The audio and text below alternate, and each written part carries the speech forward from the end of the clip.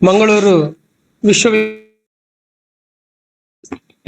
ಶ್ರೀ ಧರ್ಮಸ್ಥಳ ಮಂಜುನಾಥೇಶ್ವರ ತುಳುಪೀಠ ಅಂಚನೆ ತುಳು ಸ್ನಾತಕೋತ್ತರ ಅಧ್ಯಯನ ವಿಭಾಗ ಮಂಗಳೂರು ವಿಶ್ವವಿದ್ಯಾನಿಲಯ ಕಾಲೇಜ್ ಒಟ್ಟು ಸೇರಿಗೇಡು ನಮ್ಮ ಇನಿ ಒಂಜಿ ಎರಡು ಪಾಲ್ಪಡ ಬಂದಿಲ್ಲ ದುಂಬು ಶುರು ಮಲ್ತನ ಈ ವೆಬಿನಾರದ ಒಂದು ಮಾಲಿಕೆನ್ ನಮ್ಮ ಇಂಚ ಬುಕ್ಕ ಮುಂದುವರಿತೊಂದಿಲ್ಲ.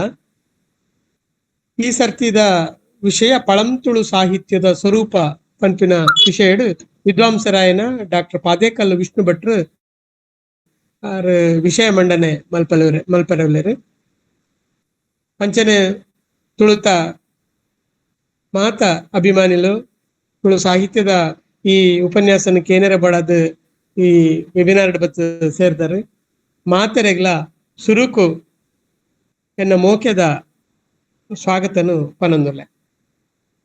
ದೆನ್ ಈ ವೆಬಿನಾರ್ನು ಕನ್ನಡಡೆ ಮಲ್ಪೆರೆ ಯಾನು ಡಾಕ್ಟರ್ ಪಾದೇಕಲ್ ವಿಷ್ಣು ಭಟ್ರಡ ಕೇನೊಂದೆ ದಯಪಂಡ ತುಳುತ ವಿಷಯ ತುಳುತ ಪಳಂ ತುಳುದ ವಿಷಯಲು ಅವು ಖಾಲಿ ತುಳುವೆರೆಗೆ ಮಾತ್ರ ತುಳುವೇತೆರೆಗೆ ಏರು ಕನ್ನಡ ಲೋಕಡು ಇಂಚಿನ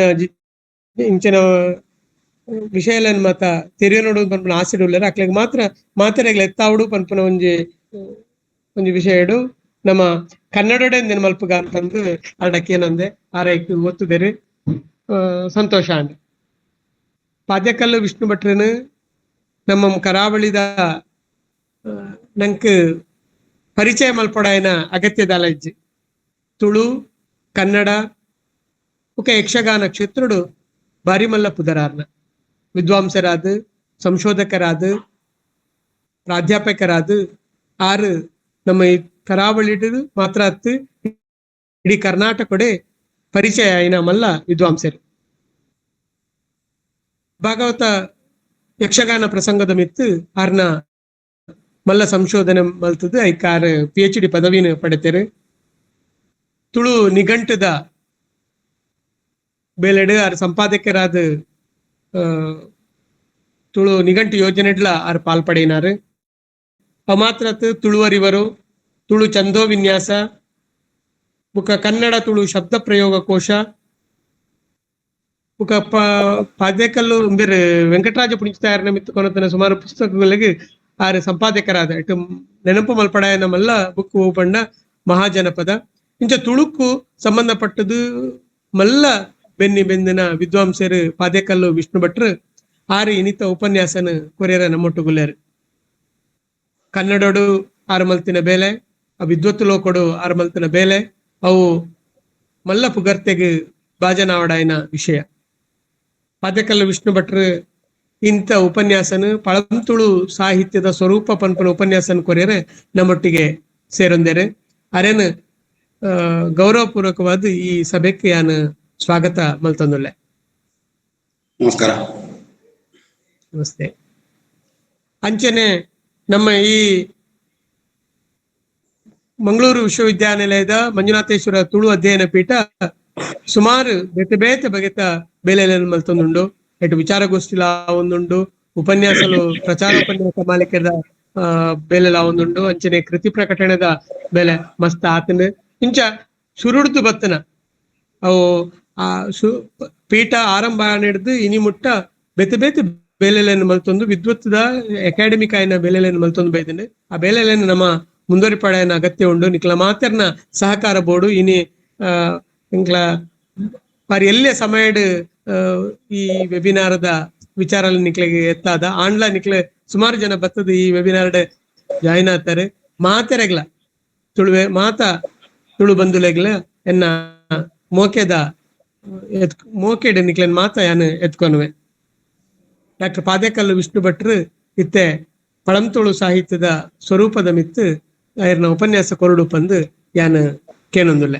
ಅಂಚನೆ ಈ ವೆಬಿನಾರ್ನ ಮುಲ್ಪ ಸಂಘಟನೆ ಮಲ್ಪೆರೆ ನಂಕ್ ಮಲ್ಲ ಬೆರಿಸಯಾದನಾರು ಮಂಗಳೂರು ವಿಶ್ವವಿದ್ಯಾನಿಲಯದ ಕುಲಪತಿ ಆಯ್ನ ಪ್ರೊಫೆಸರ್ PL ಧರ್ಮರು, ಅಂಚನೆ ಇತ್ತದ ಕುಲಸಚಿವರಾಯನ ದುಂಬದ ಕುಲಸಚಿವರ ರಾಜು ಮಗುವೀರ ಸರ್ಲ ಇತ್ತೆ ಪ್ರಭಾರ ಕುಲಸಚಿವರಾದ ಪುನಃ ಗಣೇಶ್ ಸಂಜೀವ್ ಸರ್ ಮುಗ್ಲ ಮಾತಾರ್ನಲ್ಲ ಆಡಳಿತದ ಸಹಕಾರ ನಂಗೊಂಡು ಅಂಚನೆ ಕನ್ನಡ ತುಳುನಾಡದ ಮಲ್ಲ ವಿದ್ವಾಂಸರು ಐತ ಕಲ್ಪಾಟಿಲು ಮಾತ ನಮ್ಮೊಟ್ಟುಗುಲ್ಲೇರು ಅಕ್ಲೇನ್ ಮಾತನೆಲ್ಲ ಈ ಸಂದರ್ಭಡು ಯಾನ ನೆಂಪು ಮಲ್ತೊನ್ನುವೆ. ಅಂಚನೆ ನಮ್ಮ ಈ ವೆಬಿನಾರ್ದ ದಾಖಲೀಕರಣದ ನಂಗೆ ಸಹಾಯ ಮಲ್ತೊಂದುಲ್ಲೇರು SDM ಕಾಲೇಜಿದ ಮೇಡಮ್ ಗೀತಾ ಜೈನ್ಲ ಬೊಕ್ಕ ತುಳು ಪೀಠದ ಮಾತ ಚಟುವಟಿಕೆಯನ್ನು ಮಲ್ತೊಂದು ಪೋವೊಂದುಲ್ಲ ಐನ ಪ್ರಸಾದ್ ಅಂಚಲ್ಲ ನಮ್ಮೊಟ್ಟುಗುಲ್ಲೇರು ಅಕ್ಲೆಲ್ಲ ಯಾನ್ ಮೋಕೆಡೆ ಎತ್ಕೊಂಡೊಂದು ಉಪನ್ಯಾಸ ನಡತ್ಪಾದ ಕೊರಡು ತಂದು ಪಾದೇಕಲ್ ವಿಷ್ಣು ಭಟ್ಟಡೆ ಯಾನ್ ನಟನ್ವೆ. ಶ್ರೀ ಗುರುಭ್ಯೋ ನಮಃ. ಮಾತರಿಗಳ ಎನ್ನ ನಮಸ್ಕಾರ. ನಾನು ಇನ್ನು ಮುಂದೆ ಕನ್ನಡದಲ್ಲಿ ಮಾತನಾಡ್ತೇನೆ. ತುಳು ತಿಳಿಯದೇ ಅಲ್ಲ, ಧನಂಜಯ ಕುಂಬಳೆಯವರು ಕನ್ನಡದಲ್ಲಿ ಮಾತನಾಡಿ ಅಂತ ಹೇಳುವಂತಹ ಸೂಚನೆಯನ್ನು ಕೊಟ್ಟಿದ್ದಾರೆ. ಮತ್ತೆ ಅದಕ್ಕೆ ಮುಖ್ಯವಾದಂತಹ ಕಾರಣ ಏನಂದ್ರೆ, ಈ ತುಳುವಿನಲ್ಲಿ ಪ್ರಾಚೀನ ಸಾಹಿತ್ಯ ಉಂಟು ಎಂಬ ವಿಷಯವೇ ಕನ್ನಡ ನಾಡಿನಲ್ಲಿ ಹೆಚ್ಚು ಪ್ರಚಲಿತವಾಗಿಲ್ಲ. ಆದ್ದರಿಂದ ಕನ್ನಡಿಗರಿಗೆ ಅದು ಗೊತ್ತಾಗಬೇಕಾದಂತಹ, ಅವರ ಅರಿವಿಗೆ ಬರಬೇಕಾದಂತಹ ಅಗತ್ಯ ತುಂಬಾ ಉಂಟು. ಆ ಕಾರಣದಿಂದ ಇದನ್ನು ಕನ್ನಡದಲ್ಲಿ ಮಾಡುವುದು ಒಳ್ಳೆಯದು ಎಂಬುದಾಗಿ ನಾನು ಕೂಡ ಅಭಿಪ್ರಾಯಪಟ್ಟಿದ್ದೇನೆ. ಉಳಿದಂತೆ ನಿಖಿಲೆಗೂ ಎನ್ನ ನಮಸ್ಕಾರ ಎಂಬುದಾಗಿ ಮಹಾ ಧುರೀಣರು ಎಲ್ಲ ಬಂದು ಇಲ್ಲಿ ಮಾತಾಡುವಾಗ, ಮುಖ್ಯವಾಗಿ ರಾಜಕೀಯ ಧುರೀಣರು, ಮೊದಲು ಒಂದು ವಾಕ್ಯವನ್ನು ಹೇಳಿ ಆಮೇಲೆ ಇಂಗ್ಲಿಷ್ನಲ್ಲಿಯೋ ಹಿಂದಿಯಲ್ಲಿಯೋ ಅಥವಾ ಇತರ ಭಾಷೆಗಳಲ್ಲಿಯೋ ಮಾತಾಡುವುದುಂಟು. ಆ ರೀತಿ ನಾನು ದೊಡ್ಡ ಮನುಷ್ಯನಾಗ್ಲಿಕ್ಕೆ ಬೇಕಾಗಿ ನಿಖಿಲೆಗೆ ಎನ್ನ ನಮಸ್ಕಾರ ಅಂತ ಹೇಳಿದಂತಹದ್ದಲ್ಲ. ದಯವಿಟ್ಟು ಹಾಗೆ ತಪ್ಪು ತಿಳಿದುಕೊಳ್ಬೇಡಿ. ನೀವು ತುಳು ವಿಷಯವನ್ನು ತಿಳಿಯುವಂತಹ ಆಸಕ್ತಿಯುಳ್ಳ ಮಹನೀಯರು ಇದರಲ್ಲಿ ಸೇರಿದ್ದೀರಿ ಎಂಬಂತಹದ್ದು ನನಗೆ ತುಂಬಾ ಸಂತೋಷದ ವಿಷಯ. ನಾನು ಮೂಲತಃ ತುಳುನಾಡಿನಲ್ಲಿರುವ ಕನ್ನಡಿಗ. ನನ್ನ ಮಾತೃಭಾಷೆ ಕನ್ನಡ. ನಮ್ಮ ಮಾತೃಭಾಷೆಯನ್ನು ನಾವು ಕಲಿಯುವ ಹಾಗೆಯೇ ತುಳುವನ್ನು ಇಲ್ಲಿ ಕಲಿತೇವೆ. ಅಂದ್ರೆ ಬಾಲ್ಯದಿಂದಲೇ ನನಗೆ ತುಳು ಗೊತ್ತುಂಟು. ನಾನು ಯಾವ ಕಾಲದಿಂದ ತುಳುವನ್ನು ಕಲಿಯಲು ಶುರು ಮಾಡಿದೆ, ಪ್ರಾರಂಭಿಸಿದೆ ಎಂಬ ವಿಷಯ ಯಾವುದು ನನಗೆ ನೆನಪಿಲ್ಲ. ನಮ್ಮ ಮನೆಯ ಮಾತನ್ನು ಹೇಗೆ ನಾವು ಕಲ್ತಿದ್ದೇವೆಯೋ ಹಾಗೆ ನಮ್ಮ ಪರಿಸರದ ಭಾಷೆಯನ್ನು ನಾವು ಕಲಿತಂತಹದ್ದಾಗಿದೆ. ಆದ್ದರಿಂದ ತುಳು ನನ್ನ ಮಾತೃಭಾಷೆಯ ಸಮಾನವಾದಂತಹ ಸ್ಥಾನದಲ್ಲಿರುವಂತಹ ಭಾಷೆ ಹೌದು ಎಂಬುದಾಗಿ ಸಂಪೂರ್ಣವಾಗಿ ನಾನು ಒಪ್ಪಿಕೊಂಡು ಈಗ ಪಳಂತುಳು ಸಾಹಿತ್ಯ ಮತ್ತು ಪಳಂತುಳು ಸಾಹಿತ್ಯದ ಪರಿಚಯ ಇದರ ಬಗೆಗೆ ಕೆಲವು ಮಾತುಗಳನ್ನು ಹೇಳಬೇಕು. ನಮಗೆ ಗೊತ್ತಿದೆ, ನಾವು ಒಂದು ದ್ರಾವಿಡ ಭಾಷಾ ವರ್ಗ ಅಂತ ಏನಿದೆ, ಆ ಭಾಷಾ ವರ್ಗಕ್ಕೆ ಸೇರಿದ ಒಂದೊಂದು ಭಾಷೆಯನ್ನು ಆಡುವಂಥವರಿದ್ದೇವೆ. ಕನ್ನಡದವರು ಹಾಗೆಯೇ, ತಮಿಳಿನವರು ಹಾಗೆಯೇ, ಮಲಯಾಳದವರು ಹಾಗೆಯೇ, ತೆಲುಗಿನವರು ಹಾಗೆಯೇ, ತುಳುವಿನವರು ಹಾಗೆಯೇ. ಈ 5 ಭಾಷೆಗಳನ್ನು ಸೇರಿಸಿಕೊಂಡು ಪಂಚದ್ರಾವಿಡ ಭಾಷೆ ಎಂಬುದಾಗಿ ಹೇಳುವಂತಹದ್ದು ಉಂಟು ಎಂಬುದು ನಮಗೆ ಸಾಮಾನ್ಯ ಜ್ಞಾನ, ಗೊತ್ತಿರುವಂತಹದ್ದೇ. ಆದರೂ ನಾನು ಈ ಪ್ರಾಥಮಿಕ ವಿಷಯಗಳನ್ನು ಯಾಕೆ ಹೇಳ್ತಾ ಇದ್ದೇನೆ ಎಂಬುದನ್ನು ಕೇಳಿದರೆ, ತುಳುವಿಗೆ ಒಂದು ಪ್ರಾಚೀನ ಪರಂಪರೆ ಇದೆ, ಪ್ರಾಚೀನ ಸಾಹಿತ್ಯ ಪರಂಪರೆ ಇದೆ, ಲಿಖಿತ ಸಾಹಿತ್ಯ ಪರಂಪರೆ ಇದೆ ಎಂಬುದು ಕನ್ನಡಿಗರಲ್ಲಿ ಬಹಳ ಮಂದಿಗೆ ಗೊತ್ತಿಲ್ಲ. ಈಗಾಗಲೇ ನಾವು ನೋಡಿದೆವು, ನಮ್ಗೆ ಗೊತ್ತಿದೆ, ಹೀಗೆ ಗೊತ್ತಿದೆ. ಆದ್ರೆ ಅವರಿಗೆ, ಕರ್ನಾಟಕದ ನಮ್ಮ ಬಂಧುಗಳಿಗೆ ಮತ್ತು ಇತರ ದ್ರಾವಿಡ ಭಾಷೆಯ ಬಂಧುಗಳಿಗೆ ತುಳುವಿಗೂ ಒಂದು ಪ್ರಾಚೀನ ಸಾಹಿತ್ಯ ಇದೆ, ಆಮೇಲೆ ತುಳುವಿನಲ್ಲಿಯೂ ಪಳಂತುಳು ಎಂಬಂತಹ ಇನ್ನೊಂದು ಹಳೆಯ ರೂಪ ಇದೆ ಎಂಬುದನ್ನು ತಿಳಿಸಿ ಹೇಳಬೇಕಾದಂತಹ ಅಗತ್ಯ ಉಂಟು. ಈ ಅಗತ್ಯ ಇರುವುದು ಅವರಿಗೆ ಮಾತ್ರ ಅಲ್ಲ, ನಮಗೂ ಬಹಳ ಮುಖ್ಯವಾದಂತಹದ್ದಾಗಿದೆ. ಆದ್ದರಿಂದ ನಮ್ಮ ತುಳುವಿಗೆ ಸಂಬಂಧಿಸಿದಂತಹ ಸಂಸ್ಥೆಗಳು, ತುಳು ಅಕಾಡೆಮಿ ಇರಬಹುದು ಅಥವಾ ಬೇರೆ ತುಳುವಿನ ಸಂಸ್ಥೆಗಳಿರ್ಬೋದು, ನಮ್ಮ ಪ್ರಾಚೀನ ಸಾಹಿತ್ಯವನ್ನು ತಾವು ಅಭ್ಯಾಸ ಮಾಡುವುದು ಮಾತ್ರ ಅಲ್ಲ, ತಾವು ಅಭ್ಯಾಸ ಮಾಡುವುದರ ಜೊತೆಗೆ ನಮ್ಮ ಇತರ ಜ್ಞಾತಿ ಭಾಷೆಗಳು ಅಂದ್ರೆ ಸಹೋದರ ಭಾಷೆಗಳು ಎಂಬುದಾಗಿ ಹೇಳ್ತಾರಲ್ಲ, ಅಂತಹ ಭಾಷೆಗಳು ಅಂದ್ರೆ ತಮಿಳು, ತೆಲುಗು, ಮಲಯಾಳ ಮೊದಲಾದಂತಹವು, ಈ ಭಾಷೆಯ ಜನರಿಗೂ ಅದಕ್ಕಿಂತಲೂ ಮುಖ್ಯವಾಗಿ ಕನ್ನಡಿಗರಿಗೂ ನಾವು ತಿಳಿಸಿ ಹೇಳಬೇಕಾದಂತಹ ಅಗತ್ಯ ಇದೆ. ಮತ್ತು ಈ ರೀತಿ ಈ ವಿಷಯವನ್ನು ಪ್ರಸಾರ ಮಾಡುವಂತಹ ಯೋಜನೆಗಳನ್ನು ಕೂಡ ಹಾಕಿಕೊಡಬೇಕಾಗಿದೆ. ಇದು ನಾನು ಮೊದಲು ಕೊಡಬಹುದಾದಂತಹ ಒಂದು ಸೂಚನೆ. ತುಳು ಅಕಾಡೆಮಿಯ ಸದಸ್ಯರೊಡನೆ ನಾನು ಕೆಲವು ಬಾರಿ ಹೇಳಿದಂತಹದ್ದುಂಟು, ಬೇರೆ ಬೇರೆ ಸದಸ್ಯರ ಹತ್ರ ಬೇರೆ ಸಂದರ್ಭದಲ್ಲಿ. ಈಗ ತುಳು ಅಕಾಡೆಮಿಯವರು ಪ್ರಾಚೀನ ತುಳು ಸಾಹಿತ್ಯ ಎಂಬಂತಹದ್ದು ತುಳುವಿನಲ್ಲಿ ಒಂದು ಇದೆ ಎಂಬುದನ್ನು ತಿಳಿಸುವಂತಹ ಕೆಲಸವನ್ನು, ಮುಖ್ಯವಾಗಿ ಕರ್ನಾಟಕದ ಇತರ ವಿಶ್ವವಿದ್ಯಾನಿಲಯದ ಕನ್ನಡ MA ವಿದ್ಯಾರ್ಥಿಗಳಿಗೆ ತಿಳಿಸುವಂತಹ ಒಂದು ಕೆಲಸವನ್ನು ನಾವು ಮಾಡ್ಲಿಕ್ಕೆ ಸಾಧ್ಯ ಇದೆ. MA ಓದುವಂಥವರು, ಕನ್ನಡ MA ಓದುವಂಥವರು ದ್ರಾವಿಡ ಭಾಷೆಗಳು ಮತ್ತೆ ದ್ರಾವಿಡ ಭಾಷಾ ವರ್ಗ, ಆಮೇಲೆ ಪಂಚದ್ರಾವಿಡ ಭಾಷೆಗಳು, ಅವುಗಳಲ್ಲಿ ಸಾಹಿತ್ಯ ಇರುವಂತಹ ಭಾಷೆಗಳು, ಸಾಹಿತ್ಯ ಇಲ್ಲದಂತಹ ಭಾಷೆಗಳು ಇತ್ಯಾದಿಗಳನ್ನೆಲ್ಲ ಓದ್ತಾರೆ, ಕಲಿತಾರೆ. ಅವರಿಗೆ ಕಲಿಸುವಂತಹ ಸಂದರ್ಭದಲ್ಲಿ ತಮಿಳು, ತೆಲುಗು, ಕನ್ನಡ, ಮಲಯಾಳ ಈ 4 ಭಾಷೆಗಳಿಗೆ ಪ್ರಾಚೀನ ಸಾಹಿತ್ಯ ಇದೆ, ಲಿಖಿತ ಸಾಹಿತ್ಯ ಇದೆ. ಆದ್ರೆ ತುಳುವಿನಲ್ಲಿ ಅಲಿಖಿತ ಸಾಹಿತ್ಯ ಬೇಕಾದಷ್ಟಿದೆ, ಪಾಡ್ದನ ಇತ್ಯಾದಿಗಳಿವೆ, ಲಿಖಿತ ಸಾಹಿತ್ಯಗಳಿಲ್ಲ ಎಂಬಂತಹ ಮಾಹಿತಿಯನ್ನೇ ಈಗಲೂ ಕೆಲವೆಡೆ ಕೊಡಲಾಗ್ತಾ ಇದೆ ಎಂಬುದಾಗಿ ಕೇಳಿ ಬರ್ತಾ ಉಂಟು. ಎಂದರೆ ಆ ದ್ರಾವಿಡ ಭಾಷಾ ವಿಜ್ಞಾನವನ್ನೋ, ದ್ರಾವಿಡ ಭಾಷಾ ಪರಿಚಯವನ್ನೋ, ತೌಲನಿಕ ದ್ರಾವಿಡ ಭಾಷಾ ವಿಜ್ಞಾನವನ್ನೋ ಕಲಿಸುವಂತಹ ವ್ಯಕ್ತಿಗಳು ತುಳುವಿನ ಬಗೆಗೆ, ಪ್ರಾಚೀನ ತುಳುವಿನ ಬಗೆಗೆ ಹೆಚ್ಚು ಮಾಹಿತಿಗಳನ್ನು ಹೊಂದಿಲ್ಲ ಎಂಬುದರ ಅರ್ಥ. ಆದ್ದರಿಂದ ವಿಶ್ವವಿದ್ಯಾನಿಲಯಗಳ ಕನ್ನಡ, ಮುಖ್ಯವಾಗಿ ಕರ್ನಾಟಕದ ಬೇರೆ ಬೇರೆ ವಿಶ್ವವಿದ್ಯಾನಿಲಯಗಳ ಕನ್ನಡ ವಿಭಾಗಗಳಲ್ಲಿ ತುಳು ಅಕಾಡೆಮಿಯವರು ಪ್ರಾಚೀನ ತುಳುವಿನ ಬಗೆಗೆ ಪರಿಚಯಾತ್ಮಕವಾದಂತಹ ಉಪನ್ಯಾಸಗಳನ್ನು ಏರ್ಪಡಿಸಿ ಅಲ್ಲಿಯ ವಿದ್ಯಾರ್ಥಿಗಳಿಗೂ, ಅಲ್ಲಿಯ ಅಧ್ಯಾಪಕ ವರ್ಗದವರಿಗೂ, ಕನ್ನಡ ಅಧ್ಯಾಪಕ ವರ್ಗದವರಿಗೂ ಈ ಪರಿಚಯವನ್ನು ಮಾಡಿಕೊಡಬಹುದು ಎಂಬುದು ನನ್ನ ಸೂಚನೆ ಆಗಿತ್ತು. ಆದರೆ ಅದು ಜಾರಿಗೆ ಬಂದ ಹಾಗೆ ಅಥವಾ ನಡೆದ ಹಾಗೆ ನನಗೆ ಗೊತ್ತಿಲ್ಲ. ಅಂತೂ ನಮಗೆ 1984ರವರೆಗೆ ತುಳುನಾಡಿನವರಿಗೂ ತುಳುವಿಗೊಂದು ಪ್ರಾಚೀನ ಸಾಹಿತ್ಯ ಸ್ವರೂಪ ಇದೆ, ತುಳುವಿಗೂ ಒಂದು ಹಳೆಯ ಒಂದು ಭಾಷಾ ಸ್ವರೂಪ ಇದೆ ಎಂಬುದು ಗೊತ್ತಿರಲಿಲ್ಲ. ಅದನ್ನು ಗೊತ್ತು ಮಾಡಿದಂಥವರು ಮಾನ್ಯ ದಿವಂಗತ ವೆಂಕಟರಾಜ ಪುಣಿಂಚತ್ತಾಯರು. ಅವರ ಪ್ರಯತ್ನದಿಂದಾಗಿ ತುಳು ಭಾಷೆಗೆ ಒಂದು ಪ್ರಾಚೀನ ಸ್ವರೂಪ ಇರುವಂತಹದ್ದು ಗೊತ್ತಾದ್ದು ಮಾತ್ರ ಅಲ್ಲ, ಪ್ರಾಚೀನ ಸಾಹಿತ್ಯ ಸ್ವರೂಪ, ಭಾಷಾ ಸ್ವರೂಪ, ಸಾಹಿತ್ಯ ಸ್ವರೂಪ ಕೂಡ ಇದ್ದದ್ದು ಈಗ ಅರಿವಿಗೆ ಬಂದಿದೆ. ಅದರಲ್ಲಿ ಕೆಲಸಗಳು ನಡೆದಿವೆ. ಹಲವರು ಆಸಕ್ತರು, ಈ ತುಳುವಿನಲ್ಲಿ ಆಸಕ್ತಿ ಇರುವಂಥವರು, ಪ್ರಾಚೀನ ತುಳುವಿನಲ್ಲಿ ಅಥವಾ ಪಳಂತುಳುವಿನಲ್ಲಿ ಆಸಕ್ತಿ ಇರುವಂಥವರು ಆ ಬಗೆಗೆ ಕೆಲಸ ಮಾಡಿದ್ದಾರೆ. ಲೇಖನಗಳು ಬಂದಿವೆ, ಪುಸ್ತಕಗಳೂ ಪ್ರಕಟವಾಗಿವೆ. ಆದರೆ ನಮ್ಮ ತುಳುನಾಡಿನ ಜನತೆಯೇ ಆ ಕಡೆಗೆ ಹೆಚ್ಚು ಆಸಕ್ತಿಯಿಂದ ನೋಡಿದ ಹಾಗಿಲ್ಲ, ಗಮನಿಸಿದ ಹಾಗಿಲ್ಲ ಎಂಬುದು ಒಂದು ಬೇಸರದ ಸಂಗತಿ. ತುಳುನಾಡಿನವರಲ್ಲಿ ನಮಗೆ ತುಳುವಿನ ಪ್ರಾಚೀನ ಸಾಹಿತ್ಯದ ವಿಷಯ ಇತ್ಯಾದಿ ಎಲ್ಲ ಏನಾದ್ರೂ ಮಾತನಾಡ್ಲಿಕ್ಕೆ ಹೊರಟ್ರೆ ಅವರು ತುಳುವಿಗೆ ಲಿಪಿ ಉಂಟೋ ಎಂಬುದನ್ನು ಕೇಳ್ತಾರೆ. ಈ ಲಿಪಿ ಬೇರೆ, ಸಾಹಿತ್ಯ ಎಂಬಂತಹದ್ದು ಬೇರೆ. ಲಿಪಿ ಯಾವುದೇ ಇರಬಹುದು, ತುಳುನಾಡಿನ ಪ್ರಾಚೀನ ಸಾಹಿತ್ಯ ಎಂಬಂತಹದ್ದು ನೇರವಾಗಿ ಲಿಪಿಗೆ ಸಂಬಂಧಿಸಿದಂತಹದ್ದಲ್ಲ ಎಂಬುದು ನಮ್ಮ ತಿಳಿವಿನಲ್ಲಿ ಇರಬೇಕು. ಪ್ರಪಂಚದ ಎಷ್ಟೋ ಭಾಷೆಗಳಿಗೆ ಲಿಪಿ ಇಲ್ಲ. ಲಿಪಿ ಇಲ್ಲ ಎಂಬುದು ಒಂದು ಭಾಷೆಯ ಲಿಖಿತ ಸ್ವರೂಪ ಉಂಟಾಗುವುದಕ್ಕೆ ಒಂದು ಕೊರತೆ ಅಲ್ಲ. ತುಳುವಿನಲ್ಲಿ ಲಿಪಿ ಇರಲಿಲ್ಲಲ್ಲ, ಆದ್ರಿಂದ ತುಳುವಿನಲ್ಲಿ ಪ್ರಾಚೀನ ಸಾಹಿತ್ಯ ಆಗಲಿಲ್ಲ ಎಂಬುದಾಗಿ ಹೇಳುವುದಿದ್ರೆ ಅದನ್ನು ನಂಬಬೇಕಾಗಿಲ್ಲ, ಅದು ಅಲ್ಲ. ಆದರೆ ನಾವು ನಮ್ಮ ನಾಡಿನಲ್ಲಿ ತುಳು ಲಿಪಿ ಎಂಬುದಾಗಿ ಯಾವ ಲಿಪಿಯನ್ನು ಹೇಳುತ್ತೇವೆಯೋ, ಯಾವ ಲಿಪಿಯನ್ನು ತುಳುನಾಡಿನ ಉತ್ತರ ಭಾಗದಲ್ಲಿ ಅಥವಾ ಕುಂದಾಪುರ ಮೊದಲಾದ ಪ್ರದೇಶದಲ್ಲಿ, ಉತ್ತರ ಕನ್ನಡದಲ್ಲಿ, ಶಿವಮೊಗ್ಗ ಮೊದಲಾದಂತಹ ಪ್ರದೇಶದಲ್ಲಿ ತಿಗಳಾರಿ ಎಂಬ ಹೆಸರಿನಿಂದ ಯಾವ ಲಿಪಿಯನ್ನು ಗುರುತಿಸ್ತಾರೋ ಆ ಲಿಪಿ ತುಳು ಲಿಪಿ ಎಂಬುದಾಗಿ ನಮ್ಮ ಪ್ರದೇಶದಲ್ಲಿ ಕರೆಯಲ್ಪಟ್ಟಿದೆ. ಮತ್ತು ಅದುವೇ ತುಳು ಲಿಪಿ. ನಾವು ಉಪಯೋಗ ಮಾಡಿದಂತಹ ತುಳು ಲಿಪಿ ಅದುವೇ.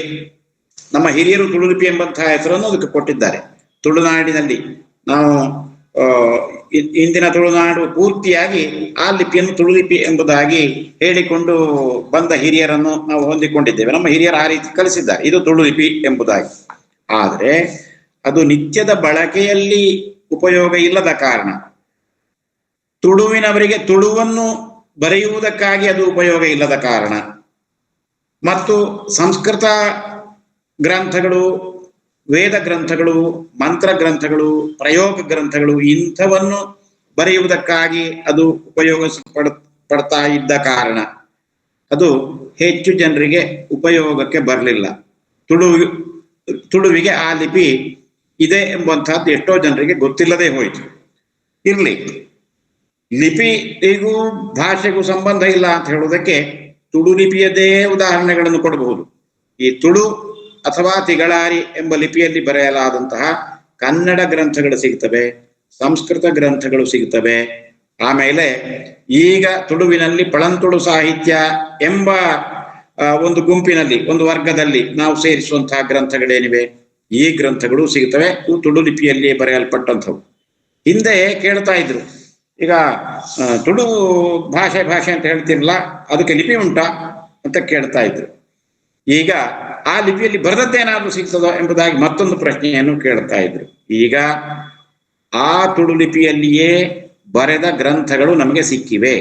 ಒಂದು ಗ್ರಂಥ ಅಲ್ಲ, ಒಂದಕ್ಕಿಂತ ಹೆಚ್ಚು ಗ್ರಂಥಗಳು ಸಿಕ್ಕಿವೆ. ಅಷ್ಟು ಮಾತ್ರ ಅಲ್ಲ, ಒಂದು ಗ್ರಂಥದಲ್ಲಿ ತುಳುವಿನಲ್ಲಿ ಬರೆದಂಥ ಅನೇಕ ಕವಿಗಳ ಹೆಸರನ್ನು ಹೇಳಲಾಗಿದೆ. ಆ ಗ್ರಂಥಗಳು ಇವತ್ತು ಸಿಕ್ಕಲಿಲ್ಲ, ಆದರೆ ಆ ಗ್ರಂಥಗಳು ಇದೇ ತುಳು ಲಿಪಿಯಲ್ಲಿ ಅಥವಾ ತಿಗಳಾರಿ ಎಂಬುದಾಗಿ ಕರೆಯಲ್ಪಡುವಂತಹ ಲಿಪಿಯಲ್ಲಿ ಬರೆಯಲ್ಪಟ್ಟಂತಹದ್ದಿರಬೇಕು ಎಂಬುದನ್ನು ನಾವು ಗಮನಿಸಬಹುದು. ಇವತ್ತು ತುಳು ಲಿಪಿ ಕಾರ್ಯಾಗಾರಗಳು, ತುಳು ಲಿಪಿಯನ್ನು ಕಲಿಸುವಂತಹ ಪ್ರಯತ್ನ ಇತ್ಯಾದಿಗಳಲ್ಲಿ ನಡೀತಾ ಇವೆ. ಆದರೆ ಪಳಂತುಳು ಎಂಬ ಭಾಷಾ ಸ್ವರೂಪದ ಬಗೆಗೆ ನಮ್ಮ ಗಮನ ಹೆಚ್ಚಾಗಿ ಹರಿದಿಲ್ಲ. ನಮಗೆ ಗಮನ ಹರಿಬೇಕಾದಂತಹದ್ದು ಭಾಷೆಯ ಬಗೆಗೆ, ಕೇವಲ ಲಿಪಿಯ ಬಗೆಗಲ್ಲ. ಪ್ರಾಚೀನ ತುಳುವನ್ನು ಬರೆದದ್ದು ಕೂಡ ಆ ತುಳು ಲಿಪಿಯಲ್ಲಿಯೇ. ಆ ತುಳು ಲಿಪಿಯನ್ನು ನಾವು ಕಲಿತ ಮಾತ್ರಕ್ಕೆ ನಾವು ಪಳಂತುಳು ಅಥವಾ ಹಳೆಯ ತುಳು ಭಾಷೆಯನ್ನು ಅರಿತ ಹಾಗೆ ಆಗುವುದಿಲ್ಲ. ಇದನ್ನು ಗಮನಿಸಬೇಕು. ತುಳು ಲಿಪಿಯನ್ನು ಕಲಿತಂಥವರೆಲ್ಲ ಪಳಂತುಳು ಭಾಷೆಯನ್ನು ಅರಿತಂಥವರು ಆಗುವುದಿಲ್ಲ. ಇದು ಬಹಳ ಮುಖ್ಯವಾದಂತಹ ಒಂದು ಮಾತು. ಆದ್ರಿಂದ ಲಿಪಿ ಬೇರೆ, ಭಾಷೆ ಬೇರೆ, ಲಿಪಿಗೂ ಭಾಷೆಗೂ ನೇರವಾದಂತಹ ಸಂಬಂಧ ಇರುವುದಿಲ್ಲ ಎಂಬಂತಹದ್ದನ್ನು ನಾವು ಗಮನಿಸಬೇಕು. 1984 ಹಲವು ವರ್ಷಗಳ ಹಿಂದೆಯೇ ವೆಂಕಟರಾಜ ಪುಣಚಿತ್ತಾಯವರು ಅವರ ಆಸಕ್ತಿಯಿಂದ ಓಲೆಯ ಗ್ರಂಥಗಳನ್ನು ಸಂಗ್ರಹ ಮಾಡ್ತಾ ಇದ್ದಂತಹ ಕಾಲದಲ್ಲಿ ಮಧೂರಿನಲ್ಲಿ ಸರಳಾಯರೆಂಬ ಹಿರಿಯರ ಮನೆಯಲ್ಲಿ ಒಂದು ತುಳು ಲಿಪಿಯಲ್ಲಿ ಬರೆಯಲಾದಂತಹ ಒಂದು ಗ್ರಂಥ ಅವರಿಗೆ ಸಿಕ್ಕಿತು. ಆ ಗ್ರಂಥವನ್ನು ಅವರು ಇರಿಸಿಕೊಂಡು ಅಷ್ಟೋ ಇಷ್ಟೋ ಅದನ್ನು ಓದಿದ್ರು.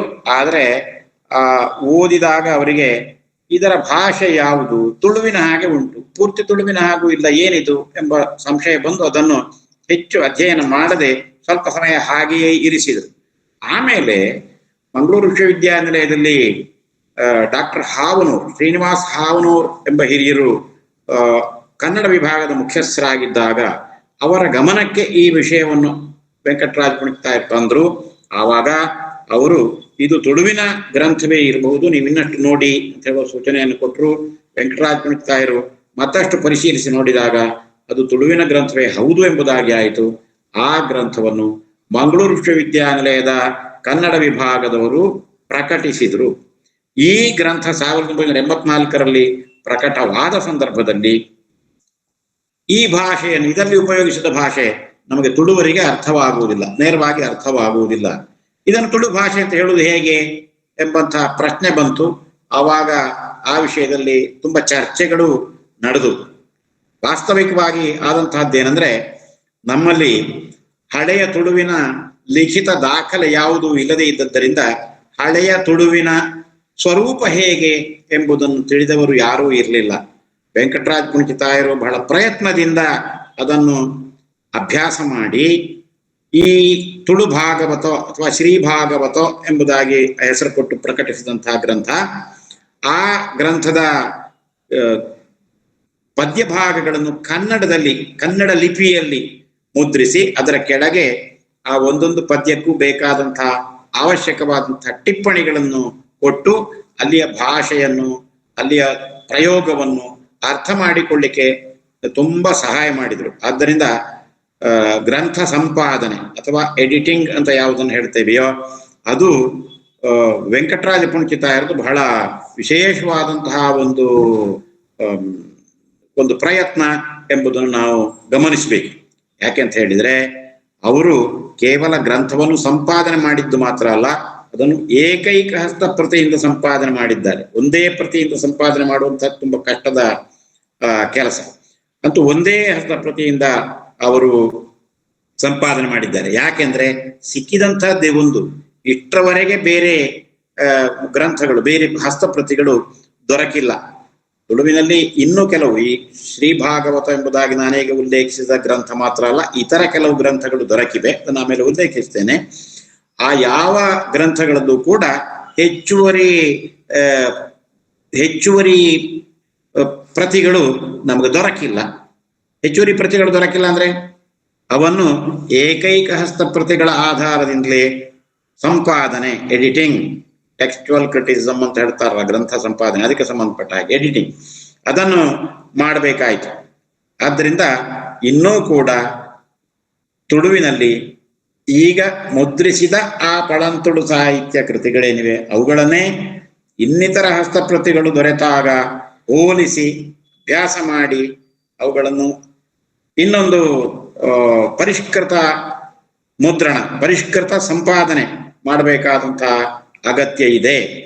ಒಂದು ವೇಳೆ ಇನ್ನೊಂದು ಪ್ರತಿ ಸಿಕ್ಕದೇ ಇದ್ರು ಆ ಪ್ರತಿ ಸಿಕ್ಕಿ ಮುದ್ರಿತವಾಗಿ ಇಷ್ಟೆಲ್ಲ ವರ್ಷಗಳ ಕಾಲ ಅಧ್ಯಯನ ನಡೆದು ಅದರ ಬೆಳಕಿನಲ್ಲಿ ಅಧ್ಯಯನ ನಡೆದು ಬೇರೆ ಬೇರೆ ಜನ ಬೇರೆ ಬೇರೆ ಅಭಿಪ್ರಾಯಗಳನ್ನು ಹೇಳಿದ್ದಾರೆ, ಅಭ್ಯಾಸ ಮಾಡಿದವರಿದ್ದಾರೆ. ಆ ಅಭ್ಯಾಸದ ಹಿನ್ನೆಲೆಯಲ್ಲಿ ಆ ಏಕೈಕ ಹಸ್ತಪ್ರತಿಯ ಆಧಾರದಿಂದ ತಂದಂತಹ ಈ ಗ್ರಂಥಗಳನ್ನು ಪುನಃ ಸಂಪಾದನೆ ಮಾಡಬೇಕಾದಂತಹ ಅವಶ್ಯಕತೆ ಉಂಟು. ಆದ್ರಿಂದ ಈಗ ಆದಂತಹ ಸಂಪಾದನೆ ಪರಿಪೂರ್ಣ ಅಲ್ಲ ಎಂಬಂತಹದ್ದು ಸ್ಪಷ್ಟ. ಪರಿಪೂರ್ಣ ಅಲ್ಲ ಎಂದ ಮಾತ್ರಕ್ಕೆ ಆ ಕೃತಿಗಳನ್ನು ಕಂಡು ಹುಡುಕಿ ಅದನ್ನು ಮುದ್ರಣಕ್ಕೆ ಸಿದ್ಧಪಡಿಸಿ ಸಂಪಾದಿಸಿ ಕೊಟ್ಟಂತಹದ್ದು ಸಣ್ಣ ಕೆಲಸ ಎಂದಾಗುವುದೇ ಇಲ್ಲ. ಅದೇನು ಸಣ್ಣ ಕೆಲಸ ಅಲ್ಲ, ಬಹಳ ದೊಡ್ಡ ಕೆಲಸ. ಮತ್ತು ಒಂದು ಜನಾಂಗದ ಕಣ್ಣು ತೆರೆಸಿದ ಕವಿ ಅಂತೆಲ್ಲ ಗೋಪಾಲಕೃಷ್ಣ ಅಡಿಗರಿಗೆ ಒಂದು ಹೇಳುವಂತಹದ್ದುಂಟು, ಅದು ಹೊಸಗನ್ನಡದ ಸಂಬಂಧದಲ್ಲಿ ಹೇಳಿದಂತಹದ್ದು. ಹಾಗೆ ಈ ಒಂದು ಭಾಷೆಯ ಸ್ವರೂಪ ಅಥವಾ ಭಾಷೆಯ ಸ್ಥಾನ ಇತ್ಯಾದಿಗಳನ್ನು ನಿರ್ಣಯಿಸಿ ತೋರಿಸಿದಂತಹ ಒಬ್ಬರು ಮಹನೀಯರು, ಸಂಶೋಧಕರು ಎಂಬುದಾಗಿ ವೆಂಕಟರಾಜ ಪುಣಚಿತ್ತಾಯರನ್ನು ನಾವು ಹೇಳಬೇಕಾಗ್ತದೆ. ಯಾಕೆಂತ ಹೇಳಿದ್ರೆ ತುಳುವಿಗೆ ಪ್ರಾಚೀನ ಸಾಹಿತ್ಯ ಇತ್ತು ಎಂಬುದನ್ನು ತೋರಿಸಿಕೊಟ್ಟಂಥವರೇ ಅವರು. ಆದ್ರಿಂದ ವೆಂಕಟರಾಜ ಪುಣಚಿತ್ತಾಯರಿಗೆ ಅವರನ್ನು ಸ್ಮರಣೆ ಮಾಡಿಯೇ ನಾವು ಪಳಂತುಳುವಿನ ಬಗೆಗೆ ಮುಂದೆ ಮಾತಾಡಬೇಕಾಗ್ತದೆ. ಆಮೇಲೆ ಪಳಂತುಳು, ಹಳೆಯ ತುಳು, ಈ ಹೆಸರನ್ನು ಕೊಟ್ಟಂಥವರು ಪುಣಚಿತ್ತಾಯರಿ. ಪಳಂತುಳು, ಆ ಪಳಂತುಳುವಿನ ಸ್ವರೂಪ ಏನಿದೆ ಅದಕ್ಕೆ ಅನುಗುಣವಾಗಿ ಪಳಂತುಳು ಅಂತ ಹೇಳಿದ್ದಾರೆ.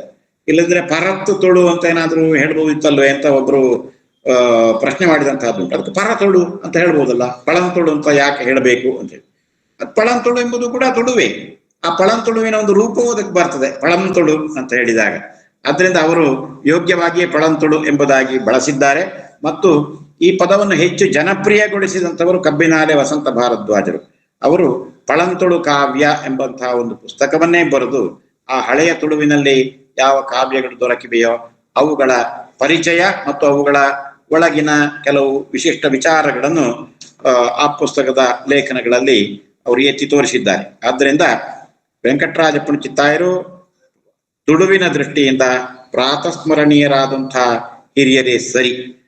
ಆಮೇಲೆ ಈ ತುಳು ನಿಘಂಟುವನ್ನು ನಾವು ಎತ್ತಿ ಹೇಳಬೇಕಾಗ್ತದೆ, ಅದನ್ನು ಸ್ಮರಿಸಬೇಕಾಗ್ತದೆ ಇದೇ ಸಂದರ್ಭದಲ್ಲಿ. ಈಗ ಸಾಹಿತ್ಯದ ಸ್ವರೂಪ ಅಂತ ನಾನು ಹೇಳುವಾಗ ಹಳೆಯ ತುಳು, ಆ ಪಳಂತುಳುವಿನ ಭಾಷೆ, ಅದು ಈ ಗ್ರಂಥಗಳು ದೊರಕಿದ ಕಾರಣದಿಂದಾಗಿ ಇದರ ಪರಿಚಯ ಎಲ್ಲ ಆದಂತಹ ಇತಿಹಾಸ ಇತ್ಯಾದಿಗಳ ಬಗ್ಗೆ ಕೆಲವು ಮಾತುಗಳನ್ನು ಹಿನ್ನೆಲೆಯ ರೀತಿಯಲ್ಲಿ ಹೇಳ್ತಾ ಇದ್ದೇನೆ. ಯಾಕೆಂದ್ರೆ ಈ ಗ್ರಂಥಗಳೇನೇನಿವೆ ಈ ಗ್ರಂಥಗಳ ಬಗೆಗೆ, ಎಲ್ಲ ಗ್ರಂಥಗಳ ಬಗೆಗೂ ಬೇರೆ ಉಪನ್ಯಾಸಗಳು ನಡಿಲಿಕ್ಕಿವೆ. ಆ ಉಪನ್ಯಾಸಗಳು ತುಳುವಿನಲ್ಲೇ ಇರ್ಲಿಕ್ಕೂ ಸಾಕು. ಆದ್ರೂ ಈ ವಿಷಯಗಳನ್ನು ಹಿನ್ನೆಲೆಯಾಗಿ ನಾನು ಹೇಳಬೇಕಾಗಿದೆ ಎಂಬುದಾಗಿ ತಿಳ್ಕೊಂಡಿದ್ದೇನೆ. ಆದ್ರಿಂದ ಈ ಮಾತುಗಳನ್ನು ಹೇಳ್ತಾ ಇದ್ದೇನೆ. ಈ ಪಳಂತುಳುವಿನ ಭಾಷೆ, ಅದು ಪಳಂತುಳು ಎಂಬ ಹೆಸರನ್ನು ಅವರು ಕೊಟ್ಟರು. ಅದು ಮತ್ತೆ ಇತರ ಕಬ್ಬಿನಾಲೆ ಮೊದಲಾದಂಥವರ ಕಾರಣದಿಂದಾಗಿ ಆ ಹೆಸರು ಹೆಚ್ಚು ಪ್ರಸಾರವನ್ನು ಹೊಂದಿತು ಎಂಬುದಾಗಿ ಹೇಳಿದೆ. ತುಳು ನಿಘಂಟುವಿನ ಬಗೆಗೆ ಕೆಲವು ಮಾತುಗಳನ್ನು ಹೇಳಬೇಕು. ತುಳು ನಿಘಂಟು ಯೋಜನೆ ಎಂಬುದು 1979ರಲ್ಲಿ ಉಡುಪಿಯಲ್ಲಿ ಪ್ರಾರಂಭವಾದಾಗ, ಇದು ಈ ಯೋಜನೆ ಕರ್ನಾಟಕ ಸರ್ಕಾರದ ಸಹಾಯದಿಂದ ನಡೆದಂತಹ ಯೋಜನೆ. ಪ್ರೊಫೆಸರ್ ಕೂಶಿ ಹರಿದಾಸ್ ಭಟ್ರ ಪ್ರಯತ್ನದಿಂದ ತೊಡಗಿದಂತಹ ಯೋಜನೆ. ಡಾಕ್ಟರ್ UP ಉಪಾಧ್ಯಾಯರು ಅದರ ಮುಖ್ಯ ಸಂಪಾದಕರಾಗಿದ್ರು. ಡಾಕ್ಟರ್ ಸುಶೀಲಾ P ಉಪಾಧ್ಯಾಯರಿದ್ರು. ಆಮೇಲೆ ಸಂಪಾದಕ ಮಂಡಳಿ ಎಂಬಂತಹದ್ದಿತ್ತು. ನಾನು ತುಳು ನಿಘಂಟು ಯೋಜನೆಯಲ್ಲಿ ಸ್ವಲ್ಪ ಸಮಯ ಕೆಲಸ ಮಾಡಿದಂಥವನೇ. ನನಗೆ ಅಲ್ಲಿ ತುಳುವಿನ ಬಗೆಗೆ, ಹಳೆಯ ಈ ಪಳಂತುಳುವಿನ ಬಗೆಗೆ, ತುಳು ಸಾಹಿತ್ಯದ ಬಗೆಗೆ ಹೆಚ್ಚು ಅನುಭವ ಉಂಟಾದಂತಹದ್ದು ನಾನು ತುಳು ನಿಘಂಟುವಿಗೆ ಸೇರಿದ ಮೇಲೆ ಎಂಬುದನ್ನು ನಾನು ಪ್ರಾಂಜಲವಾಗಿ ನಿರೂಪಿಸ ಬಯಸ್ತೇನೆ. ಈಗ ತುಳು ನಿಘಂಟು ಇದರಲ್ಲಿ ಏನು ಮಾಡಿತು ಅಂತ ಕೇಳಿದ್ರೆ, ಈ ತುಳು ನಿಘಂಟು ಕ್ಷೇತ್ರ ಕಾರ್ಯದ ಮೂಲಕ ಶಬ್ದಗಳನ್ನು ಸಂಗ್ರಹ ಮಾಡಿತ್ತು. ಮುದ್ರಿತವಾದಂತಹ ತುಳು ಗ್ರಂಥಗಳೇನಿವೆ, ಪುಸ್ತಕಗಳೇನಿವೆ, ಅವುಗಳಿಂದ ಶಬ್ದಗಳನ್ನು ಸಂಗ್ರಹ ಮಾಡಿತ್ತು. ಮುದ್ರಿತವಾದಂತಹ ಪುಸ್ತಕಗಳು ಅಂತ ಹೇಳಿದ್ರೆ 19ನೇ ಶತಮಾನದ ಉತ್ತರ ಭಾಗದಲ್ಲಿ ತುಳುವಿನಲ್ಲಿ ಕೆಲಸ ಮಾಡಿದಂತಹ ಪಾಶ್ಚಾತ್ಯ ಮಹನೀಯರು ರಚಿಸಿದಂತಹ ಗ್ರಂಥಗಳು. ಅವುಗಳದ್ದು ತುಳುವಿನ ನಿಘಂಟು ಇರಬಹುದು, ಅಥವಾ ತುಳುವಿನ ಪಾಡ್ದನಗಳ ಸಂಗ್ರಹ ಇರಬಹುದು, ಇಂಥದ್ದೆಲ್ಲ ಬೇರೆ ಬೇರೆ ಬೇರೆ ವಿಷಯಗಳು, ಬೇರೆ ಬೇರೆ ಪುಸ್ತಕಗಳು ಬಂದಿವೆ. ಅವುಗಳ ಆಧಾರದಿಂದ ಅವುಗಳಲ್ಲಿ ಬಂದಂತಹ ಪದಗಳನ್ನೆಲ್ಲ ಹೆಕ್ಕಿ ಅವುಗಳನ್ನು ಅಕಾರಾದಿ ಪ್ರಕಾರವಾಗಿ ಜೋಡಿಸಿಕೊಂಡು ಈ ತುಳು ನಿಘಂಟು ಯೋಜನೆ, ಕ್ಷೇತ್ರ ಕಾರ್ಯ ಮತ್ತು ಮುದ್ರಿತವಾದಂತಹ ಪುಸ್ತಕಗಳು, ಇವುಗಳಿಂದ ಪದಗಳನ್ನು ಹೆಕ್ಕಿ ಅವುಗಳಿಗೆ ಅರ್ಥ ಬರೆಯುವಂತಹ ಈ ಯೋಜನೆ ಪ್ರಾರಂಭ ಆಯಿತು. ಆ ಯೋಜನೆಯಲ್ಲಿ ಹಳೆಯ ತುಳುವಿನ ವಿಷಯವೇ ಇಲ್ಲ. ತುಳುವಿನ ಮುದ್ರಿತ ಪುಸ್ತಕಗಳು ಅಂತ ಹೇಳಿದಾಗ 19ನೇ ಶತಮಾನದ ಅಂತಿಮ ಭಾಗದಲ್ಲಿ ಮುದ್ರಿತವಾದಂತಹ ಪುಸ್ತಕಗಳು. ಆಮೇಲೆ ಹೊಸ ಕಾಲದಲ್ಲಿ ಒಂದು ತುಳು ಚಳವಳಿ ಅಂತ ನಡೆದಿದೆ 20ನೇ ಶತಮಾನದ ಆದಿ ಭಾಗದಲ್ಲಿ. ಸಾಮಾನ್ಯ 20ನೇ ಶತಮಾನದ 3ನೇ 4ನೇ ದಶಕದಲ್ಲಿ ಅದು ಹೆಚ್ಚು ಚಾಲ್ತಿಯಲ್ಲಿತ್ತು ತುಳು ಚಳವಳಿ. SU ಪಣಿಯಾಡಿ ಎಂಬುವರು, ಆ ಹಿರಿಯರು ತುಳುವಿಗಾಗಿ ಒಂದು ತುಳು ಮಹಾಸಭೆ ಅಂತ ಮಾಡಿದ್ರು. ಆಮೇಲೆ ತುಳುವಿನ ಗ್ರಂಥಗಳನ್ನು ಪ್ರಕಟಿಸಿದರು. ಅದರಲ್ಲಿ ಹೊಸ ಪುಸ್ತಕಗಳನ್ನು ಅವರೇ ಬರೆದ್ರು. ಸತೀಕಮಲ ಎಂಬಂತಹ ಒಂದು ಕಾದಂಬರಿಯನ್ನು ಅವರು ಬರೆದ್ರು. ಹೀಗೆ ಬೇರೆ ಇತರ ಪುಸ್ತಕಗಳು ಪ್ರಕಟವಾಗಿ ಅವರೇ ಪ್ರಕಟಪಡಿಸಿದಂತಹದ್ದು. ಆ ಗ್ರಂಥಗಳು ಅಲ್ಲಿಂದ ಶಬ್ದಗಳನ್ನು ಆಯ್ದುಕೊಳ್ಳುವುದು. ಮುದ್ರಿತ ಪುಸ್ತಕಗಳು ಅಂದ್ರೆ ಇವೇ ಆಗಿದ್ದವು. ಆಮೇಲೆ ಅದರ ಅನಂತರ ಕಾಲದಲ್ಲಿ 1960ರ ಕಾಲದಲ್ಲಿ ಮತ್ತು ಅದರ ಅನಂತರ ಬಂದಂತಹ ಅನೇಕ ತುಳು ನಾಟಕಗಳು, ಆಮೇಲೆ ರಚಿತವಾದಂತಹ ತುಳುವಿನ ಕೆಲವು ಹೊಸ ಪದ್ಯ ಸಾಹಿತ್ಯ, ಅದು ತುಳು ಚಳವಳಿ ಸಮಯದಲ್ಲಿಯೂ ಪದ್ಯ ಸಾಹಿತ್ಯ ಬಂದಿದೆ. ಕಿಲ್ಲೆಯವರ ಕಾಣಿಗೆ ಎಂಬಂತಹ ಪುಸ್ತಕ ಬಂದಿದೆ. ಹೀಗೆಲ್ಲ ಇವುಗಳಿಂದೆಲ್ಲ ಶಬ್ದ ಸಂಗ್ರಹ ಮಾಡುವಂತಹ ಯೋಜನೆ ಇತ್ತು. ಆದರೆ 84ರಲ್ಲಿ ತುಳು ನಿಘಂಟು ತೊಡಗಿದ ಮೇಲೆ ಈ ತುಳುವಿನ ಪ್ರಾಚೀನ ಗ್ರಂಥ ದೊರಕಿದ್ದಾಗಿತ್ತು. ಶ್ರೀಭಾಗವತ ದೊರಕಿದ ಮೇಲೆ ಅಲ್ಲಿಂದ ಶಬ್ದಗಳನ್ನು ಆಯುವ ಒಂದು ಕೆಲಸ ಪ್ರಾರಂಭ ಆಯಿತು. ಹೀಗೆ ಆಯುವಾಗ ಆ ಪ್ರಾಚೀನವಾದಂತಹ ತುಳು ಭಾಷೆಯಲ್ಲಿ ಪುರಾಣ ನಿರೂಪಣೆ ಮಾಡುವಂತಹ ಒಂದು ಉದ್ದೇಶವನ್ನಿರಿಸಿಕೊಂಡು ಆ ಕವಿ ಹೊರಟಿದ್ದ. ಭಾಗವತ ಎಂಬಂತಹದ್ದೊಂದು ಪುರಾಣ, ಸಂಸ್ಕೃತದಲ್ಲಿರುವಂತಹ ಪುರಾಣ, ಕನ್ನಡದಲ್ಲಿ ಅದು ಬಂದಿದೆ, ಭಾಮಿನಿ ಷಟ್ಪದಿಯಲ್ಲಿ ಬಂದಿದೆ. ಆ ಪುರಾಣವನ್ನು ತುಳುವಿನಲ್ಲಿ ಪದ್ಯ ರೂಪದಲ್ಲಿ ನಿರ್ಮಾಣ ಮಾಡುವಂತಹ ಯೋಜನೆಯನ್ನು ಆತ ಹಾಕಿದ್ದಾನೆ.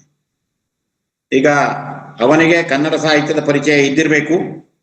ಕನ್ನಡ ಸಾಹಿತ್ಯದಲ್ಲಿ ಚಂಪು ಎಂಬಂತಹದ್ದು ಒಂದು ಯುಗವೇ ಆಗಿ ಹೋಗಿತ್ತು. ಚಂಪು ಯುಗ ಅಂತ ಹೇಳ್ತಾರೆ. ಹೊಸ ಕಾಲದವರೆಗೂ ಬಂದಿದೆ ಚಂಪು, ಇಲ್ಲ ಅಂತಲ್ಲ. ಚಂಪು ಅಂದ್ರೆ ಗದ್ಯ ಪದ್ಯಮಯವಾದಂತಹ ನಿರೂಪಣೆಯ ಕ್ರಮ. ಚಂಪು ಸಾಹಿತ್ಯದಲ್ಲಿ ಆತ ರಚನೆ ಮಾಡಲಿಲ್ಲ, ಚಂಪು ರೂಪದಲ್ಲಿ ಆತ ರಚನೆ ಮಾಡಲಿಲ್ಲ. ಆತ ಈಗ ಸಂಸ್ಕೃತದಲ್ಲಿ ಎಷ್ಟೋ ಕಾವ್ಯಗಳು ಬರೀ ಪದ್ಯದಲ್ಲಿ ಮಾತ್ರ ಇರುವಂಥವು ಇವೆ. ಹಾಗೆ ಆ ಪದ್ಯದಲ್ಲಿ ಈತ ರಚನೆ ಮಾಡಲಿಕ್ಕೆ ಉದ್ದೇಶಪಟ್ಟಿದ್ದ. ಹಾಗೆ ಆತ ಪದ್ಯಗಳನ್ನೇ ರಚನೆ ಮಾಡಿದ್ದಾನೆ. ಅದರಲ್ಲಿ ಸಂಸ್ಕೃತ ಛಂದಸ್ಸನ್ನು ಆಧರಿಸಿದಂತಹ ಪದ್ಯಗಳು ಇವೆ. ದ್ರಾವಿಡ ಛಂದಸ್ಸು ಅಥವಾ ತ್ರಿಮೂರ್ತಿ ಗಣಬದ್ಧವಾದಂತಹ ಛಂದಸ್ಸು, ಅದನ್ನು ಆಧರಿಸಿದಂತಹ ಪದ್ಯಗಳು ಇವೆ. ಅವುಗಳ ಬಗೆಗೆ ಆಮೇಲೆ ಕೆಲವು ವಿಚಾರಗಳನ್ನು ನೋಡೋಣ. ಹೀಗೆ ಅವುಗಳಿಂದ ಶಬ್ದಗಳನ್ನು ಹೆಕ್ಕುವಂತಹ ಕೆಲಸ. ಹೆಕ್ಕಬೇಕಾದ್ರೆ ಅವುಗಳನ್ನು ವಿಂಗಡಿಸುವುದು ಹೇಗೆ ಅಂತ ಹೇಳುವಂತಹದ್ದು ತಿಳಿಬೇಕು. ವಿಂಗಡಿಸುವುದು ಹೇಗೆ ಅಂತ ತಿಳಿಬೇಕಾದ್ರೆ ನಮಗೆ ಆ ಭಾಷೆಯ, ಆ ಪ್ರಾಚೀನ ಭಾಷೆಯ ಪರಿಚಯ ಬೇಕು. ಇದು ಅಧ್ಯಯನ ಮಾಡ್ತಾ ಮಾಡ್ತಾ ಭಾಷೆಯ ಪರಿಚಯವೂ ಆಯಿತು, ಪದಗಳನ್ನು ವಿಂಗಡಿಸುವಂತಹ ಕೆಲಸವೂ ಆಯಿತು. ತುಳು ನಿಘಂಟುವಿನಲ್ಲಿ ಆ ಪದಗಳನ್ನು ಹೆಕ್ಕುವಂತಹ ಕೆಲಸ ನಿಘಂಟುವಿಗಾಗಿ ಈ ಪ್ರಾಚೀನ ಸಾಹಿತ್ಯದಿಂದ ಮುಖ್ಯವಾಗಿ ಶ್ರೀಭಾಗವತ ಎಂಬ ಕೃತಿಯಿಂದ ಪದಗಳನ್ನು ಹೆಕ್ಕುವಂತಹ ಕೆಲಸವನ್ನು ನಾನು ಮಾಡಿದ್ದೇನೆ ತುಳು ನಿಘಂಟುವಿನಲ್ಲಿ ಇರುವಂತಹ ಸಂದರ್ಭದಲ್ಲಿ. ಹಾಗೆ ಅದಕ್ಕೆ ಪುಣ್ಚಿತಾಯರು ಕೊಟ್ಟಂತಹ ಅರ್ಥಗಳನ್ನು ಆಧರಿಸಿ, ಸಂದರ್ಭವನ್ನು ಗಮನಿಸಿ, ಇನ್ನೇನು ಅರ್ಥಗಳಿವೆ ಎಂಬಂತಹದ್ದನ್ನು ಹುಡುಕುವಂತಹ ಕೆಲಸವನ್ನು ಮಾಡಲಾಯಿತು. ಅಂತೂ ತುಳು ನಿಘಂಟುವಿನ 6 ಸಂಪುಟಗಳಲ್ಲಿ ಪ್ರಾಚೀನ ತುಳುವಿನ ಸಾಹಿತ್ಯ ಕೃತಿಗಳೇನಿವೆ ಈ ಕೃತಿಗಳಿಂದ ತೆಗೆದಂತಹ ಪದಗಳನ್ನು ಯಶಸ್ವಿಯಾಗಿ ಅಳವಡಿಸಿಕೊಳ್ಳಲಾಯಿತು, ಅರ್ಥವನ್ನು ನೀಡಲಾಯಿತು, ಇಂಗ್ಲಿಷ್ ಅರ್ಥವನ್ನು ನೀಡಲಾಯಿತು, ಸಂದರ್ಭಕ್ಕೆ ಬೇಕಾದಂತಹ ವಾಕ್ಯಗಳನ್ನು ಆ ಗ್ರಂಥಗಳಿಂದ ಎತ್ತಿ ಕೊಡಲಾಯಿತು, ಅವುಗಳ ಅನುವಾದ ಇತ್ಯಾದಿಗಳನ್ನು ಅದರಲ್ಲಿ ಹಾಕಲಾಯಿತು. ಹೀಗೆ ತುಳು ನಿಘಂಟು ಎಂಬುದು ನಮ್ಮ ಪ್ರಾಚೀನ ತುಳು ಲಿಖಿತ ಸಾಹಿತ್ಯ ಏನಿದೆ, ಈ ಲಿಖಿತ ಸಾಹಿತ್ಯ ಬಂದ ಮೇಲೆ ಅದರ ಗಾತ್ರವನ್ನು ತುಂಬಾ ವೃದ್ಧಿ ಮಾಡಿಕೊಂಡಿತು.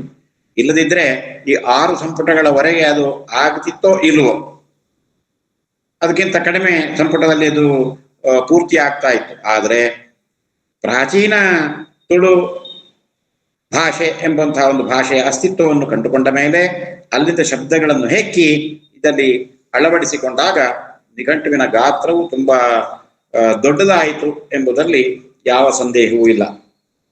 ಈಗ ಆ ಪ್ರಾಚೀನ ತುಳು ಸಾಹಿತ್ಯ ಅಥವಾ ಪಳಂತುಳು ಸಾಹಿತ್ಯ ಉಪಲಬ್ಧವಾದಂತಹ ಆ ಪ್ರಾಥಮಿಕ ಹಂತದಲ್ಲಿ ನಡೆದಂತಹ ಒಂದು ಚರ್ಚೆಯ ಬಗೆಗೆ ಒಂದೆರಡು ಮಾತುಗಳು. ಈ ಪದಗಳೆಲ್ಲ ಸಂಸ್ಕೃತ ಭೂಯಿಷ್ಠವಾಗಿವೆ ಈ ಹಳೆಯ ತುಳು ಸಾಹಿತ್ಯ. ಆಮೇಲೆ ಈ ಪದಗಳೆಲ್ಲ ಸಂಸ್ಕೃತ ಪದಗಳನ್ನೇ ಇಲ್ಲಿ ತೆಗೆದುಕೊಂಡು ಅಳವಡಿಸಿಕೊಂಡಂತಹದ್ದಾಗಿದೆ. ಆದ್ದರಿಂದ ಆ ಪದಗಳನ್ನು ನಾವು ನಿಘಂಟುವಿನಲ್ಲಿಯೂ ಸೇರಿಸಬೇಕೋ, ಇದು ಸಂಸ್ಕೃತ ಮಿಶ್ರಿತವಾದಂತಹ ತುಳು, ಇದು ಆ ಬಳಕೆಯಲ್ಲಿ ಇದ್ದ ತುಳುವೇ ಆಗಿರ್ಲಿಕ್ಕಿಲ್ಲ. ಇದು ಆಮೇಲೆ ಅದರಲ್ಲಿ ಬ್ರಾಹ್ಮಣರ ತುಳುವಿನ ಅಂಶಗಳು ಇವೆ. ಯಾವುದಲ್ಲಿ ತುಳು ಭಾಗವತದ ಭಾಷೆಯಲ್ಲಿ ಬ್ರಾಹ್ಮಣರ ತುಳುವಿನ ಭಾಷೆ, ಇದು ಬ್ರಾಹ್ಮಣರ ತುಳು, ಇದು ಸಾಮಾನ್ಯ ತುಳು ಅಲ್ಲ, ಎಲ್ಲರೂ ಬಳಸುವಂತಹ ತುಳು ಅಲ್ಲ.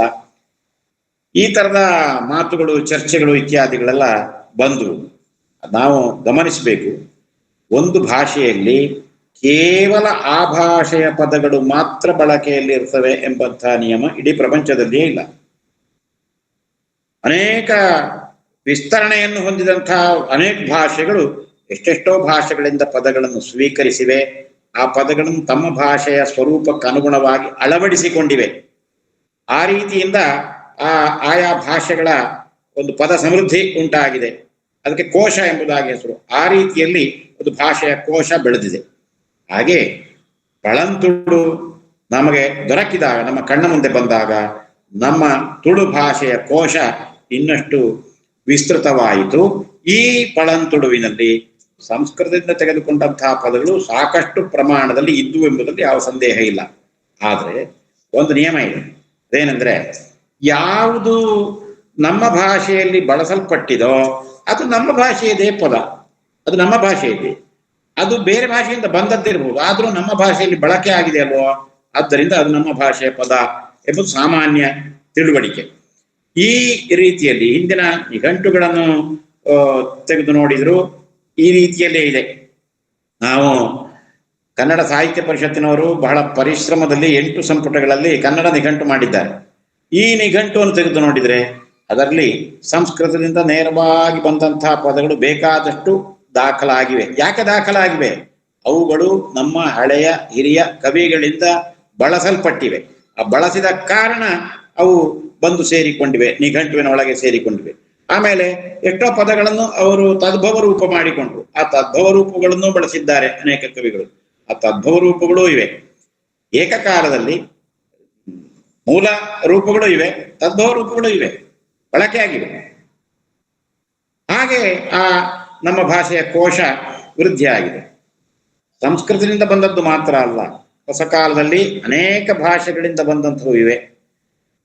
ಈ ಕನ್ನಡ ನಿಘಂಟುವಿನಲ್ಲಿ ಅಂಥ ಪದಗಳಿರುವಂತಹದ್ದನ್ನೇ ಪ್ರತ್ಯೇಕವಾಗಿ ತೆಗೆದು ಪ್ರೊಫೆಸರ್ ಜಿ ವೆಂಕಟಸುಬ್ಬಯ್ಯನವರು ಕನ್ನಡದ ಎರವಲು ಪದಕೋಶ ಎಂಬ ಹೆಸರಿನ ಒಂದು ಕೋಶವನ್ನು, ಒಂದು ನಿಘಂಟುವನ್ನು ಸಿದ್ಧಪಡಿಸಿದ್ದಾರೆ. ಅಲ್ಲಿ ಯಾವ ಬೇರೆ ಬೇರೆ ಭಾಷೆಗಳಿಂದ ಪದಗಳು ನಮ್ಮ ಭಾಷೆಯನ್ನು ಪ್ರವೇಶಿಸಿವೆ ಎಂಬಂತಹದ್ದು ಗೊತ್ತಾಗ್ತದೆ. ಹಾಗೆ ಪಾವೆಮಾಚಾರ್ಯ ಅವರು ಪದಾರ್ಥ ಚಿಂತಾಮಣಿ ಅಂತ ಹೇಳುವಂತಹ ಶಬ್ದ ವಿವೇಚನೆಯ ಒಂದು ಕೃತಿಯನ್ನೇ ಬರೆದಿದ್ದಾರೆ. ಅದರಲ್ಲಿ ಬೇರೆ ಬೇರೆ ಭಾಷೆಗಳಿಂದ ಬಂದಂತಹ ಪದಗಳನ್ನು ಅವರು ಗುರುತಿಸಿದ್ದಾರೆ. ಹೀಗೆ ಬೇರೆ ಬೇರೆ ಭಾಷೆಗಳಿಂದ ಯಾವುದೋ ಇತರ ಭಾಷೆಗಳಿಗೆ ಪದಗಳು ಸಂಚಾರ ಮಾಡುವುದು ಸಹಜ ಇದ್ದಂತಹದ್ದೇ. ಆದ್ದರಿಂದ ಹಿಂದಿನ ಕಾಲದಲ್ಲಿ ಗ್ರಂಥಗಳನ್ನು ಬರೆಯುವ ಹೊತ್ತಿಗೆ ಆ ಗ್ರಂಥದ ನಿರೂಪಣೆಗೆ ಬೇಕಾದಂತಹ ಅವಶ್ಯಕವಾದಂತಹ ರೀತಿಯ ಭಾಷೆಯನ್ನು ಅವರು, ಆ ಕವಿಗಳು, ಆ ಲೇಖಕರು, ಆ ಬರೆಯುವವರು ರೂಢಿಸಿಕೊಂಡರು. ಆದ್ದರಿಂದ ಪಳಂತುಳು ಸಾಹಿತ್ಯ ಅಂತ ಏನಿದೆಯೋ ಆ ಸಾಹಿತ್ಯದ ಭಾಷೆ, ನಿರೂಪಣೆಯ ಭಾಷೆ ಅದು ಇಂದಿನ ತುಳು ಭಾಷೆ ಅಲ್ವಾ. ನಾವು ಕನ್ನಡಕ್ಕೆ ಹೋಲಿಕೆಯನ್ನು ನೋಡೋಣ. ಈಗ ಕನ್ನಡದಲ್ಲಿ ಹಳಗನ್ನಡ ಎಂಬಂತಹದ್ದಿದೆ. ಹಳಗನ್ನಡದಲ್ಲಿ ಪಂಪನ ಕೃತಿಗಳೋ, ರನ್ನನ ಕೃತಿಗಳೋ, ಇನ್ನೂ ಅನೇಕ ಕವಿಗಳ ಕೃತಿಗಳಿವೆ. ಆ ಕೃತಿಗಳಲ್ಲಿಯೂ ಸಾಕಷ್ಟು ಸಂಸ್ಕೃತ ಭಾಷೆ ಇದೆ, ಸಂಸ್ಕೃತ ಭಾಷೆಯ ಪ್ರಯೋಗ ಇದೆ. ಆತನ ವಸ್ತುವಿನ ನಿರ್ವಹಣೆಗೆ ಯಾವ ಭಾಷೆ ಬೇಕು, ಯಾವ ಪದಗಳು ಬೇಕೋ ಆ ಪದಗಳನ್ನೆಲ್ಲ ಅವನು, ಅಂದ್ರೆ ಆ ಪ್ರಾಚೀನ ಕವಿ ಅವನು ತೆಗೆದುಕೊಂಡಿದ್ದಾನೆ. ಆ ಕಾಲದ ಕವಿಗಳು ತೆಗೆದುಕೊಂಡಿದ್ದಾರೆ. ಅದನ್ನು ಕನ್ನಡ ಭಾಷೆಗೆ ರೂಢಿಗೆ ಬರುವ ಹಾಗೆ, ರೂಢಿಯಲ್ಲಿ ಆಗುವ ಹಾಗೆ, ಅರ್ಥ ಸ್ಪಷ್ಟವಾಗುವ ಹಾಗೆ, ಅರ್ಥದ ಸ್ವಾರಸ್ಯ ಮಾತ್ರ ಅಲ್ಲ, ಪ್ರಯೋಗದ ಸ್ವಾರಸ್ಯವೂ ಗೊತ್ತಾಗುವ ಹಾಗೆ ಎಲ್ಲ ಅವರು ಕೆಲಸ ಮಾಡಿದ್ದಾರೆ. ಮಾತ್ರ ಅಲ್ಲ, ಹಿಂದಿನ ಕವಿಗಳು ಉಭಯ ಭಾಷಾ ಕವಿಗಳಾಗಿರ್ತಾ ಇದ್ದದ್ದು ಉಂಟು. ಸಂಸ್ಕೃತ ಭಾಷೆಯಲ್ಲಿಯೂ ಕನ್ನಡ ಭಾಷೆಯಲ್ಲಿಯೂ ನಿಪುಣರಾಗಿದ್ದುಕೊಂಡು ಎರಡರಲ್ಲಿಯೂ ಕೃಷಿ ಮಾಡಿದಂತಹ ಕವಿಗಳು ಕೂಡ ಇದ್ದಾರೆ. ಇರ್ಲಿ, ಹೀಗೆ ಕನ್ನಡ ಬೆಳೆದಿದೆ. ಹೀಗೆ ಕನ್ನಡ ಬೆಳೆದಾಗ ನಾವು ಆ ಭಾಷೆಯ, ಆ ಅನ್ಯ ಭಾಷೆಗಳ ಪ್ರಯೋಗ ನಮ್ಮದಲ್ಲಿ ಆಗಿದ್ರೆ ಅವುಗಳನ್ನೆಲ್ಲ ನಾವು ಕನ್ನಡ ಎಂಬುದಾಗಿ ತಿಳಿಬೇಕಾಗ್ತದೆ. ನಮ್ಮ ಕನ್ನಡ ಕೋಶದಲ್ಲಿ ಅವುಗಳನ್ನು ತೆಗೆದುಕೊಳ್ಬೇಕಾಗ್ತದೆ. ಇದೇ ಸಾಮಾನ್ಯವಾದಂತಹ ಕ್ರಮ. ಹಾಗೆಯೇ ತುಳುವಿಗಂಟುವಿನಲ್ಲಿಯೂ ನಮ್ಮ ಪಳಂತುಳುವಿನ ಪದಗಳನ್ನು ತೆಗೆದುಕೊಳ್ಳಲಾಯಿತು, ಅವುಗಳಿಗೆ ಅರ್ಥವನ್ನು ನಿರೂಪಿಸಲಾಯಿತು, ಅವುಗಳಿಗೆ ಆ ಪ್ರಯೋಗಗಳಿಗೆ ಉದಾಹರಣೆಯನ್ನು ಕೊಡಲಾಯಿತು. ಇದನ್ನು ನಾವು ಗಮನಿಸಬೇಕು. ಆಮೇಲೆ ನಾವು ಪದಗಳ ಇತಿಹಾಸವನ್ನು ಗಮನಿಸುವಂತಹ ಸಂದರ್ಭದಲ್ಲಿ ನಮಗೆ ಹಳೆಯ ಲಿಖಿತ ಗ್ರಂಥಗಳು ಆಧಾರಕ್ಕೆ ಬೇಕಾಗ್ತವೆ. ತುಳುವಿನಲ್ಲಿ ಯಾವುದೋ ಒಂದು ಪದ, ಆ ಪದದ ಇತಿಹಾಸ ಏನಾಯಿತು ಅಂತ ಹೇಳುವುದನ್ನು ಕೇಳಿದ್ರೆ ನಮಗೆ ಹೇಳಲಿಕ್ಕೆ ಅಲ್ಲಿ ಆಧಾರಗಳು ಏನೂ ಇರಲಿಲ್ಲ.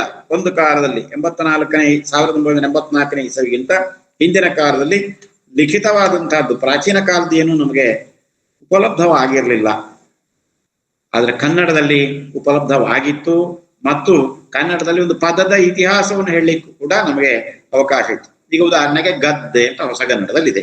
ಈ ಗದ್ದೆ ಎಂಬುದು ಗರ್ದೆ ಎಂಬ ರೀತಿಯಲ್ಲಿ ಹಿಂದೆ ಇತ್ತು. ಅದಕ್ಕಿಂತ ಹಿಂದೆ ಗಳದ್ದೆ, ರಳದ ಉಪಯೋಗ ಗಳದ್ದೆ ಅಂತ ಇತ್ತು. ಗಳದ್ದೆ ಇದ್ದದ್ದು ಗರ್ದೆ ಆಗಿ ಅದು ಗದ್ದೆ ಆಯಿತು. ಕಳ್ತೆ ಅಂದ್ರೆ ಕತ್ತೆ ಎಂಬ ಅರ್ಥ. ಕಳ್ತೆ ಎಂಬುದು ಕತ್ತೆ ಆಯಿತು. ಈ ತರದ ಒಂದು ಪದದ ಇತಿಹಾಸವನ್ನು ನಾವು ಹೇಳಲಿಕ್ಕೆ ನಮಗೆ ಆಧಾರಗಳು ಹಿಂದಿನ ಲಿಖಿತ ಸಾಹಿತ್ಯ ದೊರಕಿದ್ದರಿಂದ, ಇಲ್ಲದಿದ್ರೆ ಹಿಂದಿನ ಯಾವ ಸಾಹಿತ್ಯವೂ ದೊರಕದೆ ಇದ್ದಿದ್ರೆ ಒಂದು ವೇಳೆ ಕನ್ನಡದಲ್ಲಿ ಆಗ್ಲಿಲ್ಲ. ಗ್ರಂಥಗಳು ಸಿಕ್ಕಿಲ್ಲ, ಅದು ವಿಷಯ ಬೇರೆ. ಆದ್ರೂ ಸಾಕಷ್ಟು ಗ್ರಂಥಗಳು ಸಿಕ್ಕಿವೆ.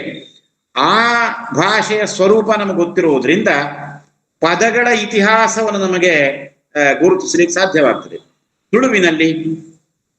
ತುಳುವಿನಲ್ಲಿ ನಮಗೆ ಪ್ರಾಚೀನ ಸಾಹಿತ್ಯ, ಲಿಖಿತ ಸಾಹಿತ್ಯ ಇಲ್ಲದೇ ಇದ್ದದ್ದರಿಂದ ನಮಗೆ ಏನೂ ದಾಖಲೆ ಇಲ್ಲ. ಈಗ ಒಂದು ಪದದ ಇತಿಹಾಸ ಹೇಳಿ ಇದರ ಹಿಂದಿನ ರೂಪ ಹೇಗಿತ್ತು ಅಂತ ಕೇಳಿದ್ರೆ, ಹಿಂದಿನ ರೂಪ ಒಂದು ಇತ್ತು ಅಂತ ಹೇಳುವುದೇ ನಮಗೆ ಕಲ್ಪನೆ ಮಾಡ್ಲಿಕ್ಕೆ ಸಾಧ್ಯ ಆಗುವುದಿಲ್ಲ. ಈಗ ಹೊಸ ಕಾಲದಲ್ಲಿ ಅದು ಸಾಮಾನ್ಯ ಉದಾಹರಣೆ ಕೊಡುವುದಾದ್ರೆ, ಈಗ ತುಳುವಿನ ಬ್ರಾಹ್ಮಣ ಉಪಭಾಷೆಯಲ್ಲಿ, ತುಳುವಿನಲ್ಲಿ ಬೇರೆ ಬೇರೆ ಉಪಭಾಷೆಗಳಿವೆ. ಅದರಲ್ಲಿ ಬ್ರಾಹ್ಮಣ ಉಪಭಾಷೆ ಎಂಬಂತಹದ್ದು, ಬ್ರಾಹ್ಮಣರು ಮಾತನಾಡುವಂತಹ ಒಂದು ಕನ್ನಡ ಇದೆ. ಅದರಲ್ಲಿ ಬೆತ್ತು ಅಂತ ಒಂದು ಪದ ಇದೆ. ಬೆತ್ತು ಅಂದ್ರೆ ಆಮೇಲೆ, ಮತ್ತು ಎಂಬ ಅರ್ಥ ಬರ್ತದೆ. ಈ ನಮ್ಮ ಸಾಮಾನ್ಯ ತುಳುವಿನಲ್ಲಿ ಬುಕ್ಕ ಅಂತ ಹೇಳ್ತಾರೆ. ಬುಕ್ಕ ಅಂದ್ರೆ ಆಮೇಲೆ ಎಂಬ ಅರ್ಥವೂ ಇದೆ, ಕಾಲಿಕವಾಗಿ ಆಮೇಲೆ ಎಂಬ ಅರ್ಥವೂ ಇದೆ, ಅದಲ್ಲದೆ ಎಂಬ ಅರ್ಥ ಆಗಿದೆ. ಮತ್ತು ಎಂಬ ಅರ್ಥ, ಕನ್ನಡದ ಮತ್ತು ಎಂಬ ಅರ್ಥ, ಅದು ತುಳುವಿನಲ್ಲಿ ಬುಕ್ಕ ಅಂತ ಹೇಳುವಂತಹ ಮಾತಿನಲ್ಲಿ ಉಂಟು. ಇದಕ್ಕೆ ಬ್ರಾಹ್ಮಣ ತುಳುವಿನಲ್ಲಿ ಬೆತ್ತು ಅಂತ ಹೇಳುದು. ಬೆತ್ತು ಜಾನೆ, ಬೆತ್ತು ಅಂತ. ಬೆತ್ತು ಅಂದ್ರೆ ಆಮೇಲೆ, ಅನಂತರ ಎಂಬ ಅರ್ಥ. ಈ ಬೆತ್ತು ಎಂಬುದಕ್ಕೊಂದು ಇತಿಹಾಸ ಹೇಳಿ ಅಂತ ಹೇಳಿದ್ರೆ ಇಲ್ಲ. ತುಳು ಭಾಗವತದಲ್ಲಿ ವ್ಯರ್ತ್ ಎಂಬಂತಹದ್ದುಂಟು. ವ್ಯರ್ತ್ ಅಂದ್ರೆ ಬೆತ್ತು ಎಂಬುದೇ ಅರ್ಥ. ಹಾಗಾದ್ರೆ ಇದರ ಪ್ರಾಚೀನ ರೂಪ ಹೀಗಿತ್ತು ಅಂತ ಹೇಳುದು ನಮಗೆ ಇವತ್ತು ಹೇಳಲಿಕ್ಕೆ ಸಾಧ್ಯ ಇದೆ. ಹಾಗೆ ಇದು ಒಂದು ಉದಾಹರಣೆ ಹೇಳಿದ್ ನಾನು. ಇಂಥದ್ದು ಅನೇಕ ಉದಾಹರಣೆಗಳನ್ನು ಕೊಡಬಹುದು. ನಮ್ಮ ಹೊಸ ತುಳುವಿನಲ್ಲಿ, ಸಾಮಾನ್ಯ ತುಳುವಿನಲ್ಲಿರುವಂತಹ ಪದಗಳಿಗೂ ಬ್ರಾಹ್ಮಣ ಉಪಭಾಷೆಯಲ್ಲಿರುವಂತಹ ಪದಗಳಿಗೂ ಹಿಂದೆ ಯಾವ ರೂಪಗಳಿದ್ದು ಎಂಬಂತಹದ್ದನ್ನು ನಮಗೆ ತಿಳಿಲಿಕ್ಕೆ ಈ ಹಳೆಯ ತುಳು, ಪಳಂತುಳು ನಮಗೆ ಲಿಖಿತ ಸಾಹಿತ್ಯ ಏನಿದೆ ಅದು ಆಧಾರವಾಗ್ತದೆ. ಆದ್ದರಿಂದ ಒಂದು ಭಾಷೆಯ ಪ್ರಾಚೀನ ಸ್ವರೂಪವನ್ನು ತಿಳಿಯಲು ಹಳೆಯ ಲಿಖಿತ ಕೃತಿಗಳು ಬೇಕು. ಒಂದು ವೇಳೆ ಪಂಪನ ಕೃತಿಗಳು ದೊರಕದೆ ಅಥವಾ ಹಳಗನ್ನಡದ ಯಾವ ಕೃತಿಯೂ ದೊರಕದೆ ನಾವು ಹೊಸ ಕಾಲದಲ್ಲೇ ಇದ್ದು ಹೊಸ ಕಾಲದಲ್ಲಿ ಒಂದು ಥಟ್ಟನೆ ಕನ್ನಡದಲ್ಲಿ ಹೇಳ್ತಾರಲ್ಲ ದಿಢೀರ್ ಅಂತ, ಆ ರೀತಿಯಲ್ಲಿ ಒಂದು ಹಳಗನ್ನಡ ಸಾಹಿತ್ಯ ಕೃತಿ ದೊರಕಿದ್ದಿತ್ತು ಅಂತ ಆದ್ರೆ ಅದನ್ನು ಓದುವಾಗ ಇದೇ ತರದ ಪ್ರಶ್ನೆಯನ್ನು ಮಾಡಿ, ಇದು ಕನ್ನಡವೋ, ಇದಕ್ಕೆ ಸಂಸ್ಕೃತ ಪದಗಳು ತುಂಬಾ ಉಂಟಲ್ಲ, ಈ ತರದ ಎಲ್ಲ ಆಕ್ಷೇಪಗಳನ್ನು ಆ ಕಾಲದಲ್ಲಿ ಮಾಡಬೇಕಾಗ್ತಿತ್ತು. ಯಾಕೆ ಅಂತ ಹೇಳಿದ್ರೆ ಅದಕ್ಕಿಂತ ಹಿಂದಿನ ಲಿಖಿತ ಸಾಹಿತ್ಯ ದೊರಕಲಿಲ್ಲ ಎಂಬ ಕಾರಣದಿಂದಾಗಿ. ಆದ್ರೆ ಕನ್ನಡಕ್ಕೆ ಹಾಗಿಲ್ಲ. ಪುಣ್ಯವಶಾತ್ ಹಳಗನ್ನಡದ, ಪೂರ್ವದ ಹಳಗನ್ನಡದ, ನಡುಗನ್ನಡದ ಅನೇಕ ಕೃತಿಗಳು, ಅನೇಕ ಲಿಖಿತ ಪಠ್ಯಗಳು ನಮಗೆ ದೊರಕಿವೆ. ಆದ್ದರಿಂದ ನಮಗೆ ಖಚಿತವಾಗಿ ಕನ್ನಡದ ಭಾಷೆಯ ಹಂತಗಳನ್ನು ಗುರುತಿಸಲು ಸಾಧ್ಯ ಇದೆ. ಪೂರ್ವದ ಹಳಗನ್ನಡ, ನಡುಗನ್ನಡ, ಪೂರ್ವದ ಹಳಗನ್ನಡ, ಹಳಗನ್ನಡ, ನಡುಗನ್ನಡ, ಹೊಸಗನ್ನಡ ಅಂತ ಹೇಳಿ. ಆದ್ರೆ ತುಳುವಿಗೆ ಹೊಸಗನ್ನಡದ ರೂಪ ಮಾತ್ರ ಇದ್ದಂತಹದ್ದು, ಹೊಸಗನ್ನಡದಲ್ಲ, ಹೊಸ ತುಳುವಿನ ರೂಪ ಮಾತ್ರ ಇದ್ದಂತಹದ್ದು. ಹೊಸ ತುಳು ಎಂಬುದಾಗಿ ಹೇಳಬೇಕಾಗಿಯೇ ಇರಲಿಲ್ಲ ಅವರು, ಯಾಕೆಂದ್ರೆ ಹಳತೊಂದು ಇತ್ತು ಅಂತ ಹೇಳೋದು ಗೊತ್ತಿರಲಿಲ್ಲ. ಈಗ ನಮಗೆ ಪಳಂತುಳು ಎಂಬಂತಹದ್ದು ಗೊತ್ತಾಗಿದೆ. ಆದ್ದರಿಂದ ಹೊಸ ತುಳು ಎಂಬಂತಹ ಒಂದು ರೂಪ ಸೃಷ್ಟಿಯಾಗಿದೆ. ಇರುವಂತಹದ್ದೇ ಹೆಸರು ಸೃಷ್ಟಿಯಾಗಿದೆ, ಹೊಸ ತುಳು ಎಂಬಂತಹ ಹೆಸರು. ಹಾಗೆ ಆ ಕೃತಿಗಳು ಪದ್ಯ ರೂಪದಲ್ಲಿವೆ. ಆ ಪದ್ಯಗಳನ್ನು ಓದುವುದು ಹೇಗೆ ಅಂತ ಹೇಳುವಂತಹದ್ದೇ ನಮಗೆ ಗೊತ್ತಾಗದೆ ಹೋಗುವುದು. ಅಧ್ಯಯನದಿಂದ ಇದನ್ನೆಲ್ಲ ನಾವಿವತ್ತು ನೋಡಿಕೊಂಡಿದ್ದೇವೆ. ಮೊದಲಿಗೆ ಶ್ರೀ ಭಾಗವತ ಎಂಬಂತಹ ಕೃತಿ ಸಿಕ್ಕಿತು. ನಿಜವಾಗಿ ಕೃತಿಯ ಒಳಗೆ ಅದಕ್ಕೆ ಶ್ರೀ ಭಾಗವತ ಅರ್ಥ ಎಂಬುದಾಗಿ ಹೇಳಲಾಗಿದೆ. ಇದನ್ನು ಎಸ್ ಆಚಾರ್ಯ ಎಂಬವರು, ಶ್ರೀರಾಮನಾಚಾರ್ಯ ಎಂಬವರು ಒಂದು ಮೊದಲು ಗುರುತಿಸಿದ್ರು. ಆಮೇಲೆ ಕಬ್ಬಿನಾಲೆ ವಸಂತ ಭಾರದ್ವಾಜರು ಇದ್ರ ಬಗ್ಗೆ ಬರೆದಿದ್ದಾರೆ. ಈ ಕೃತಿಯ ಹೆಸರು ಶ್ರೀ ಭಾಗವತ ಅಲ್ಲ, ಶ್ರೀ ಭಾಗವತ ಅರ್ಥ ಎಂಬುದಾಗಿ. ಅನೇಕ ಕಡೆಗಳಲ್ಲಿ ಕವಿ ಶ್ರೀ ಭಾಗವತ ಅಂತ ನಾವು ಇವತ್ತು ಹೇಳ್ತೇವಲ್ಲ, ತುಳು ಭಾಗವತ ಅಂತ ಹೇಳಿದ್ರೆ ಸುಲಭ ಆಗ್ತದೆ. ಬೇಕಾದ್ರೆ ತುಳು ಭಾಗವತದ ಕವಿ ಯಾರು ಎಂಬ ಬಗ್ಗೂ ಬೇಕಿತ್ತು ಚರ್ಚೆಗಳಿದೆ.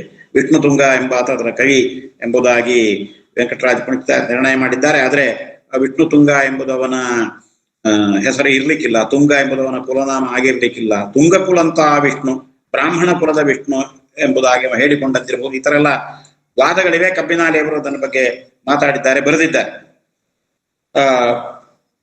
ಆ ಕವಿ ಬಳಸಿದಂತಹದ್ದೇನಿದೆ ಅದು ಆ ಹಳೆಯ ತುಳು. ಆ ಹಳೆಯ ತುಳುವನ್ನು ನಾವು ಇವತ್ತು ಅಭ್ಯಾಸ ಮಾಡಿ ನಮ್ಮ ಹಳೆಯ ತುಳುವಿನ ಸ್ವರೂಪ ಏನು ಎಂಬಂತಹದ್ದನ್ನು ನೋಡಿಕೊಳ್ಳಿಕ್ಕೆ ಸಾಧ್ಯ ಆಗಿದೆ. ಇದೆಲ್ಲ ಐತಿಹಾಸಿಕವಾಗಿ ಬಹಳ ಮುಖ್ಯವಾದಂತಹ ವಿಷಯಗಳು. ಒಂದು ಭಾಷೆಯ ಬಗೆಗೆ ಹೇಳುವಾಗ, ಅಧ್ಯಯನ ಮಾಡುವಂತಹ ಸಂದರ್ಭದಲ್ಲಿ ಅದರ ಜ್ಞಾತಿ ಭಾಷೆಗಳ ಸ್ವರೂಪ ಇತ್ಯಾದಿಗಳನ್ನು ಕೂಡ ತಿಳಿದುಕೊಂಡು ನಾವು ಅಧ್ಯಯನ ಮಾಡುವಂತಹದ್ದು. ಭಾಷಾ ವಿಜ್ಞಾನ ಎಂಬಂತಹ ಹೊಸ ಅಲ್ಲ, ಅದು ಅನೇಕ ವರ್ಷಗಳಾದವು. ಆ ಶಾಖೆ, ಜ್ಞಾನ ಶಾಖೆ ಏನಿದೆ ಅದರಲ್ಲಿಯೂ ಇವುಗಳನ್ನೆಲ್ಲ ಅಧ್ಯಯನ ಮಾಡಬೇಕಾಗ್ತದೆ. ಅಧ್ಯಯನ ಮಾಡಲಿಕ್ಕೆ ಅನೇಕ ಪೂರಕ ವಿಷಯಗಳನ್ನು ಈ ಹಳೆಯ ತುಳುವಿನ ಸಾಹಿತ್ಯ ನಮಗೆ ಒದಗಿಸಿಕೊಟ್ಟಿದೆ. ಶ್ರೀ ಭಾಗವತ ಒಂದೇ ಅಲ್ಲ, ಶ್ರೀ ಭಾಗವತ 1984ರಲ್ಲಿ ಪ್ರಕಟಗೊಂಡಿತು. ಆಮೇಲೆ ತುಳು ನಿಘಂಟುವಿನಲ್ಲಿ ಅದರ ವಿಶ್ಲೇಷಣೆ ಪ್ರಾರಂಭ ಆಯಿತು. ಪದಗಳನ್ನು ತೆಗೆಯುವಂತಹ ಕೆಲಸ ಆಯಿತು, ಹೆಕ್ಕುವ ಕೆಲಸ ಆಯಿತು. ಅದೇ ಸಮಯದಲ್ಲಿ ಇನ್ನೊಂದು ಅಷ್ಟೋ ಇಷ್ಟೋ ಖಿಲವಾದಂತಹ ಒಂದು ಕಾವೇರಿ ಎಂಬಂತಹ ಒಂದು ಕಾವ್ಯ ಸಿಕ್ಕಿತು. ಅದರ ಹೆಸರು ಕಾವೇರಿ ಹೌದೋ ಅಲ್ವೋ ಎಂಬುದು ಕೂಡ ಗೊತ್ತಿಲ್ಲ. ಅಂತೂ ಕಾವೇರಿ ಮಹಾತ್ಮ ಇರುವಂತಹದ್ದು, ಅದರ ಒಂದು ತಾಳೆಬೋಲೆ ಹಸ್ತಪ್ರತಿ ಸಿಕ್ಕಿತು, ತುಳು ಲಿಪಿಯಲ್ಲೇ ಬರೆದಂತಹದ್ದು. ಅದನ್ನು ವೆಂಕಟರಾಜ ಪುಣಿತಾಯರು ಸಂಪಾದಿಸಿದ್ರು. ರಾಷ್ಟ್ರಕವಿ ಗೋವಿಂದ ಪೈ ಸಂಶೋಧನಾ ಕೇಂದ್ರದಿಂದ ಅದು ಪ್ರಕಟಗೊಂಡಿತು. ಆ ಕಾವ್ಯದ ಪ್ರಾರಂಭದ ಎಷ್ಟೋ ಭಾಗ ಇಲ್ಲ, ಆಮೇಲಿನ ಸ್ವಲ್ಪ ಭಾಗ ಇತ್ತು. ಆಮೇಲೆ ಮಧ್ಯದಿನ ಕೆಲವು ಓಲೆಗಳು ಸಿಕ್ಕಲಿಲ್ಲ, ಆ ಅನಂತರದ ಓಲೆಗಳು ಸಿಕ್ಕಿವೆ, ಕೊನೆಯದ್ದು ಇಲ್ಲ. ಹೀಗೆ ಒಂದು 600-700 ಪದಗಳು ಅಷ್ಟು, ಅದು ಖಚಿತ ಈಗ ಹೇಳಲಿಕ್ಕೆ ಸಾಧ್ಯ ಆಗ್ತಾ ಇಲ್ಲ, ನೆನಪಾಗ್ತಾ ಇಲ್ಲ. ಅಷ್ಟು ಪದ್ಯಗಳು ಮಾತ್ರ ಸಿಕ್ಕಿವೆ.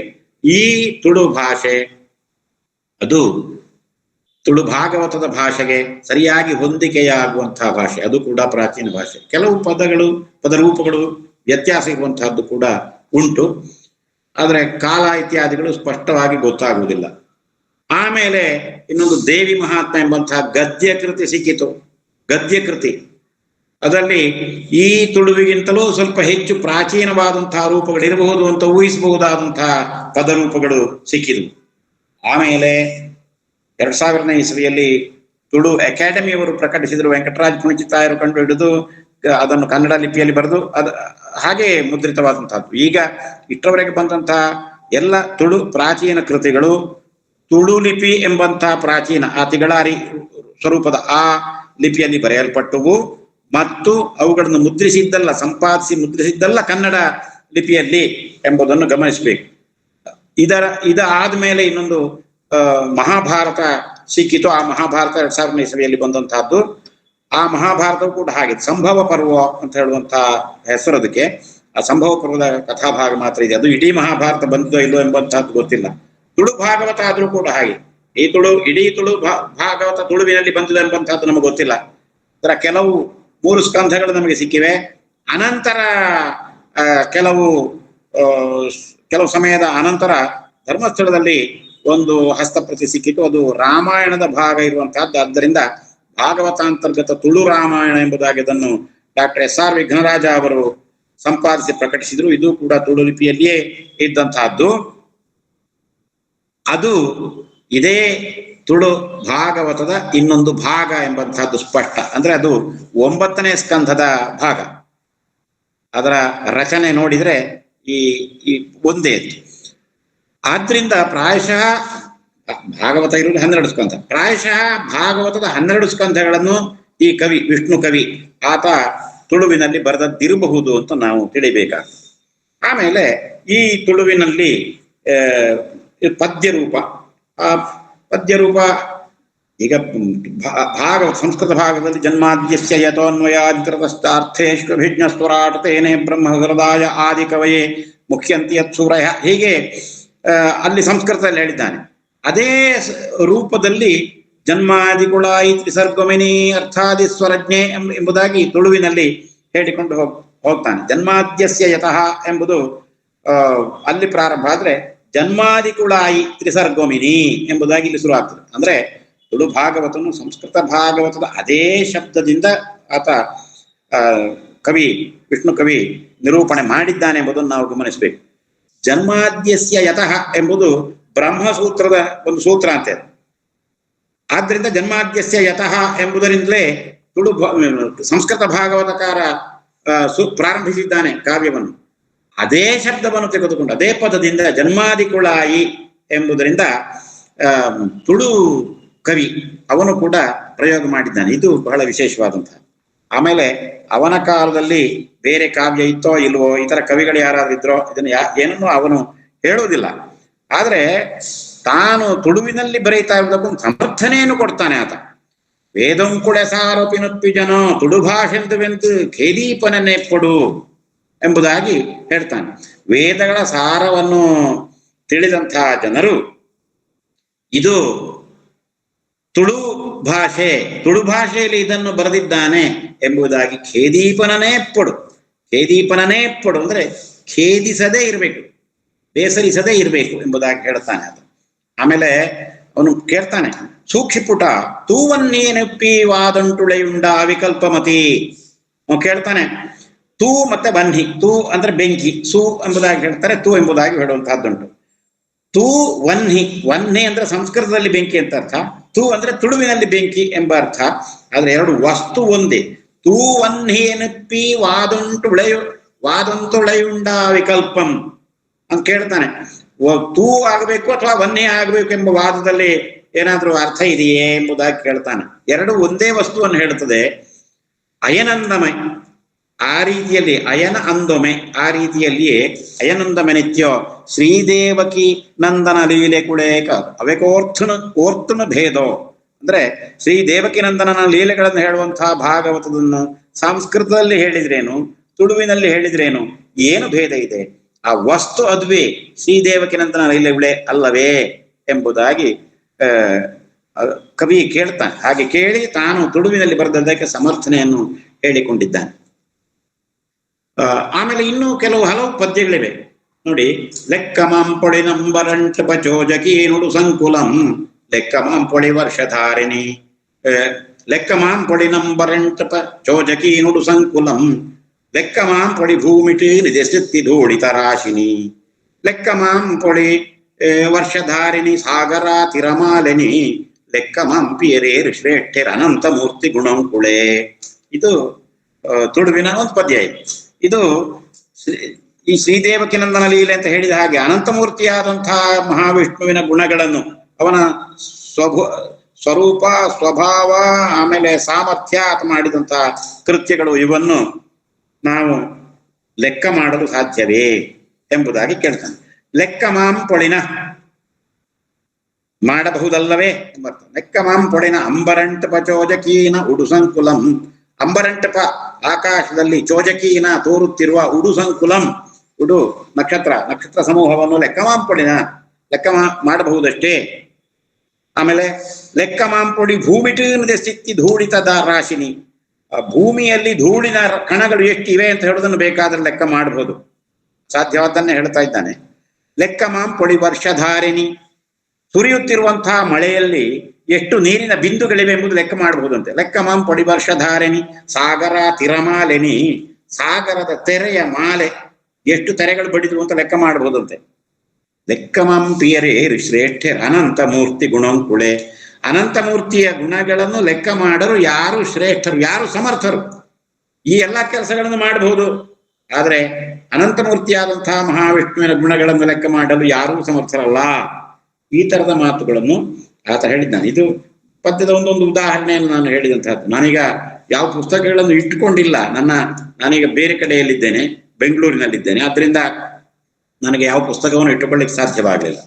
ಇಂಥ ಈ ಸ್ವರೂಪ, ಈ ಭಾಷೆಯ ಸ್ವರೂಪ ಹೀಗೆ. ಇನ್ನೊಂದು ಪದ್ಯವನ್ನು ಉದಾಹರಿಸ್ತೇನೆ. ಇಲ್ಲಿ ದ್ವಾರಕೆಯಲ್ಲಿ ಬೇರೆ ಬೇರೆ ಘಟನೆಗಳಾದವು. ಅಲ್ಲಿ ಶ್ರೀಕೃಷ್ಣ ಹೋದ, ಬಲರಾಮ ಹೋದ, ಆಮೇಲೆ ಅಲ್ಲಿ ಏನಾಯಿತು, ವಿಪತ್ ಪರಂಪರೆ ಉಂಟಾಯಿತು, ಕಳ್ಳರ ಹಾವಳಿ ಉಂಟಾಯಿತು. ಅಲ್ಲಿಗೆ ಅರ್ಜುನ ಹೋಗ್ತಾನೆ, ಅರ್ಜುನನಿಗೆ ಏನು ಮಾಡ್ಲಿಕ್ಕೂ ಸಾಧ್ಯ ಆಗಲಿಲ್ಲ. ಆಮೇಲೆ ಇಲ್ಲಿ ಎಲ್ಲ ಧರ್ಮರಾಜ ಇರುವಲ್ಲಿಯೂ ಕೂಡ ಎಲ್ಲ ವಿಪತ್ತು ಪರಂಪರೆ ಎಲ್ಲ ಕಂಡಿತು, ಎಲ್ಲ ಅನಿಷ್ಟಗಳು ಕಾಣ್ಲಿಕ್ಕೆ ಶುರುವಾದವು ಕಾಲದಲ್ಲಿ. ಅದನ್ನು ವಿವರಿಸ್ತಾನೆ. ಹಾಗೆ ವಿವರಿಸುವಾಗ ಕಾಲವೇ ವಿಪರೀತವಾಗಿ ಏನು ಸ್ಥಿತಿ ಇರಬೇಕೋ ಆ ಸ್ಥಿತಿಗಿಂತ ವಿಪರೀತವಾಗಿ ಹೋಯಿತು ಅಂತ ಹೇಳೋದಕ್ಕೆ ಒಂದು ಉದಾಹರಣೆಯ ಪದ್ಯ ಇದೆ. ಆಗ ಹೇಳಿದ ಛಂದಸ್ಸಲ್ಲ, ಇದು ಬೇರೆ ಛಂದಸ್ಸಿನಲ್ಲಿದೆ. ಕುಕ್ಕುಟು ಪನಿಂಜ ಪನಸೊಂಕುಡು ಫಲೀತೋ ಅಕ್ಕಡಿಯ ಚೂತ ಫಲಮಲ್ಲ ಪಿಲಟಾನಿ ಬಿರ್ಕಿಡಿಷ್ಟು ಚೋಜಿಯನ ತಾರಕಿದಿ ಬಂಟು ಕುಕ್ಕುರೆರುಗಾನಿ ಪೆರು ನಾಲು ದಿಶೆಟೊಪ್ಪ ಅಂತ ಒಂದು ಪದ್ಯ ಇದೆ ನೋಡಿ. ಇದು ಹೇಗೆ ಅಂತ ಹೇಳಿದ್ರೆ, ಕುಕ್ಕು ನಮಗೆ ಗೊತ್ತಿದೆ, ಮಾವಿನಕಾಯಿ. ಕುಕ್ಕುಟುಪ ಮಾವಿನ ಮರದಲ್ಲಿ, ಕುಕ್ಕುಟುಪ ನಿಂಜ ತುಂಬ, ನಿಂಜ ಪನಸೊಂಕುಡು, ಪನಸ ಹಲಸು, ಪನಸ ಸಂಸ್ಕೃತ ಪನಸೊಂಕುಡು ಹಲಸುಗಳು, ಹಲಸಿನ ಕಾಯಿಗಳು. ಫಲೀತೋ ಫಲಿಸಿದುವು, ಫಲೀಪು ನೋಡಿ, ಫಲೀಪು ಧಾತುವನ್ನಾಗಿ ಮಾಡಿಕೊಂಡದ್ದು, ಸಂಸ್ಕೃತದ ರೂಪ ಫಲ ಎಂಬುದನ್ನು ತೆಗೆದುಕೊಂಡು ಫಲೀಪು ಫಲಿಸು ಕನ್ನಡದವರು ಹೇಗೆ ಮಾಡಿಕೊಂಡಿದ್ದಾರೋ ಹಾಗೆ ತುಳು ಭಾಗವತಕಾರ ಇಂಥದ್ದು ತುಂಬಾ ಮಾಡಿಕೊಂಡಿದ್ದಾನೆ. ಸಂಸ್ಕೃತ ಪದಗಳನ್ನು ತೆಗೆದುಕೊಂಡು ಅದಕ್ಕೆ ಇಪು ಪ್ರತ್ಯಯವನ್ನು ಸೇರಿಸಿದಂತಹದ್ದು. ಕನ್ನಡದಲ್ಲಿ ಇಸು ಪ್ರತ್ಯಯ ಇದ್ದ ಹಾಗೆ ಇಪು ಪ್ರತ್ಯಯವನ್ನು ಸೇರಿಸಿ ಮಾಡಿಕೊಂಡಿದ್ದಾನೆ, ಪದರೂಪಗಳನ್ನು ಮಾಡಿಕೊಂಡಿದ್ದಾನೆ. ಕುಕ್ಕುಟು ಪನಿಂಜ ಪನಸೊಂಕುಡು ಫಲೀತೋ. ಆಮೇಲೆ ಅಕ್ಕಡಿಯ ಚೂತ ಫಲ ಮಲ್ಲಪಿ ಲಟಾನಿ. ಅಕ್ಕಡಿಯೋ, ಅಕ್ಕಡಿ ಅಂದ್ರೆ ನೇತಾಡಿಸು ಅಂತ ಅರ್ಥ. ಅಕ್ಕಡಿಯೋ ನೇತಾಡಿದುವು. ಅಕ್ಕಡಿಯ ಚೂತ ಫಲ, ಚೂತ ಅಂದ್ರೆ ಮಾವು, ಚೂತ ಫಲ ಮಲ್ಲ ಪಿಲಟಾನಿ. ಮಾವಿನ ಮರದಲ್ಲಿ ಹಲಸಿನಕಾಯಿಗಳು ನೇತಾಡಿದವು, ಹಲಸಿನ ಮರದಲ್ಲಿ ಮಾವಿನಕಾಯಿಗಳಾದವು. ಪ್ರಕೃತಿ ವಿರುದ್ಧವಾದ್ದು ಆಯಿತು ಅಂತ ಹೇಳುವುದಕ್ಕೆ ಅವನು ಕೊಡುವಂತಹ ಒಂದು ಉದಾಹರಣೆ ಎಷ್ಟು ಚೆನ್ನಾಗಿದೆ ಎಂಬುದನ್ನು ನಾವು ಕಾಣ್ತೇವೆ. ಆಮೇಲೆ ಬಿರ್ಕಿಡಿಷ್ಟು ಚೋಜಿಯನ ತಾರಕಿದೆ ಉಂಟು. ಆಕಾಶದಲ್ಲಿರುವಂತಹ ತಾರಕಗಳೆಲ್ಲ ಚೆದುರಿದ ಹಾಗೆ, ಚೆಲ್ಲಾಡಿದ ಹಾಗೆ ಕಂಡುವು. ಆಮೇಲೆ ಕುಕ್ಕುರೆರು ಗಾನಿ ಪೆರು ನಾಲು ದಿಶೆ ಕೊಪ್ಪ. ಕುಕ್ಕುರ ಅಂದ್ರೆ ನಾಯಿ ಎಂಬ ಅರ್ಥ. ಕುಕ್ಕುರೆರು ನಾಯಿಗಳು, ನಾಲು ದಿಶೆ ಟೊಪ್ಪ, 4 ದಿವಸಗಳಲ್ಲಿ ಅವು ಬೊಗಳಿದುವು ಅಂತ. ಗಾನಿ ಕುಕ್ಕ ಅಂದ್ರೆ ಕುಕ್ಕುರರು ಗಾನ ಮಾಡಿದುವು ಅಂತ ಹೇಳ್ತಾನೆ. ಆತ ಗಾನ ಮಾಡುದು ಅಂದ್ರೆ ಅದು ಕಿವಿಗೆ ಮಧುರ ಧ್ವನಿಯಿಂದ ಮಾಡಿದು ಅಂತ ಅರ್ಥ ಅಲ್ಲ. ಗಲಾಟೆ ಆಯಿತು, ಹೀಗಿದ್ದದ್ದು ಎಲ್ಲ ವಿಕೃತಿಗಳಾದವು ಅಂತ ಹೇಳುವುದನ್ನು ಹೇಳು. ಇದು ಆ ಭಾಷೆಯ ಸ್ವರೂಪಕ್ಕೆ ಬೇಕಾಗಿ ಒಂದೆರಡು ಉದಾಹರಣೆಗಳನ್ನು ಕೊಟ್ಟಂತಹದ್ದು.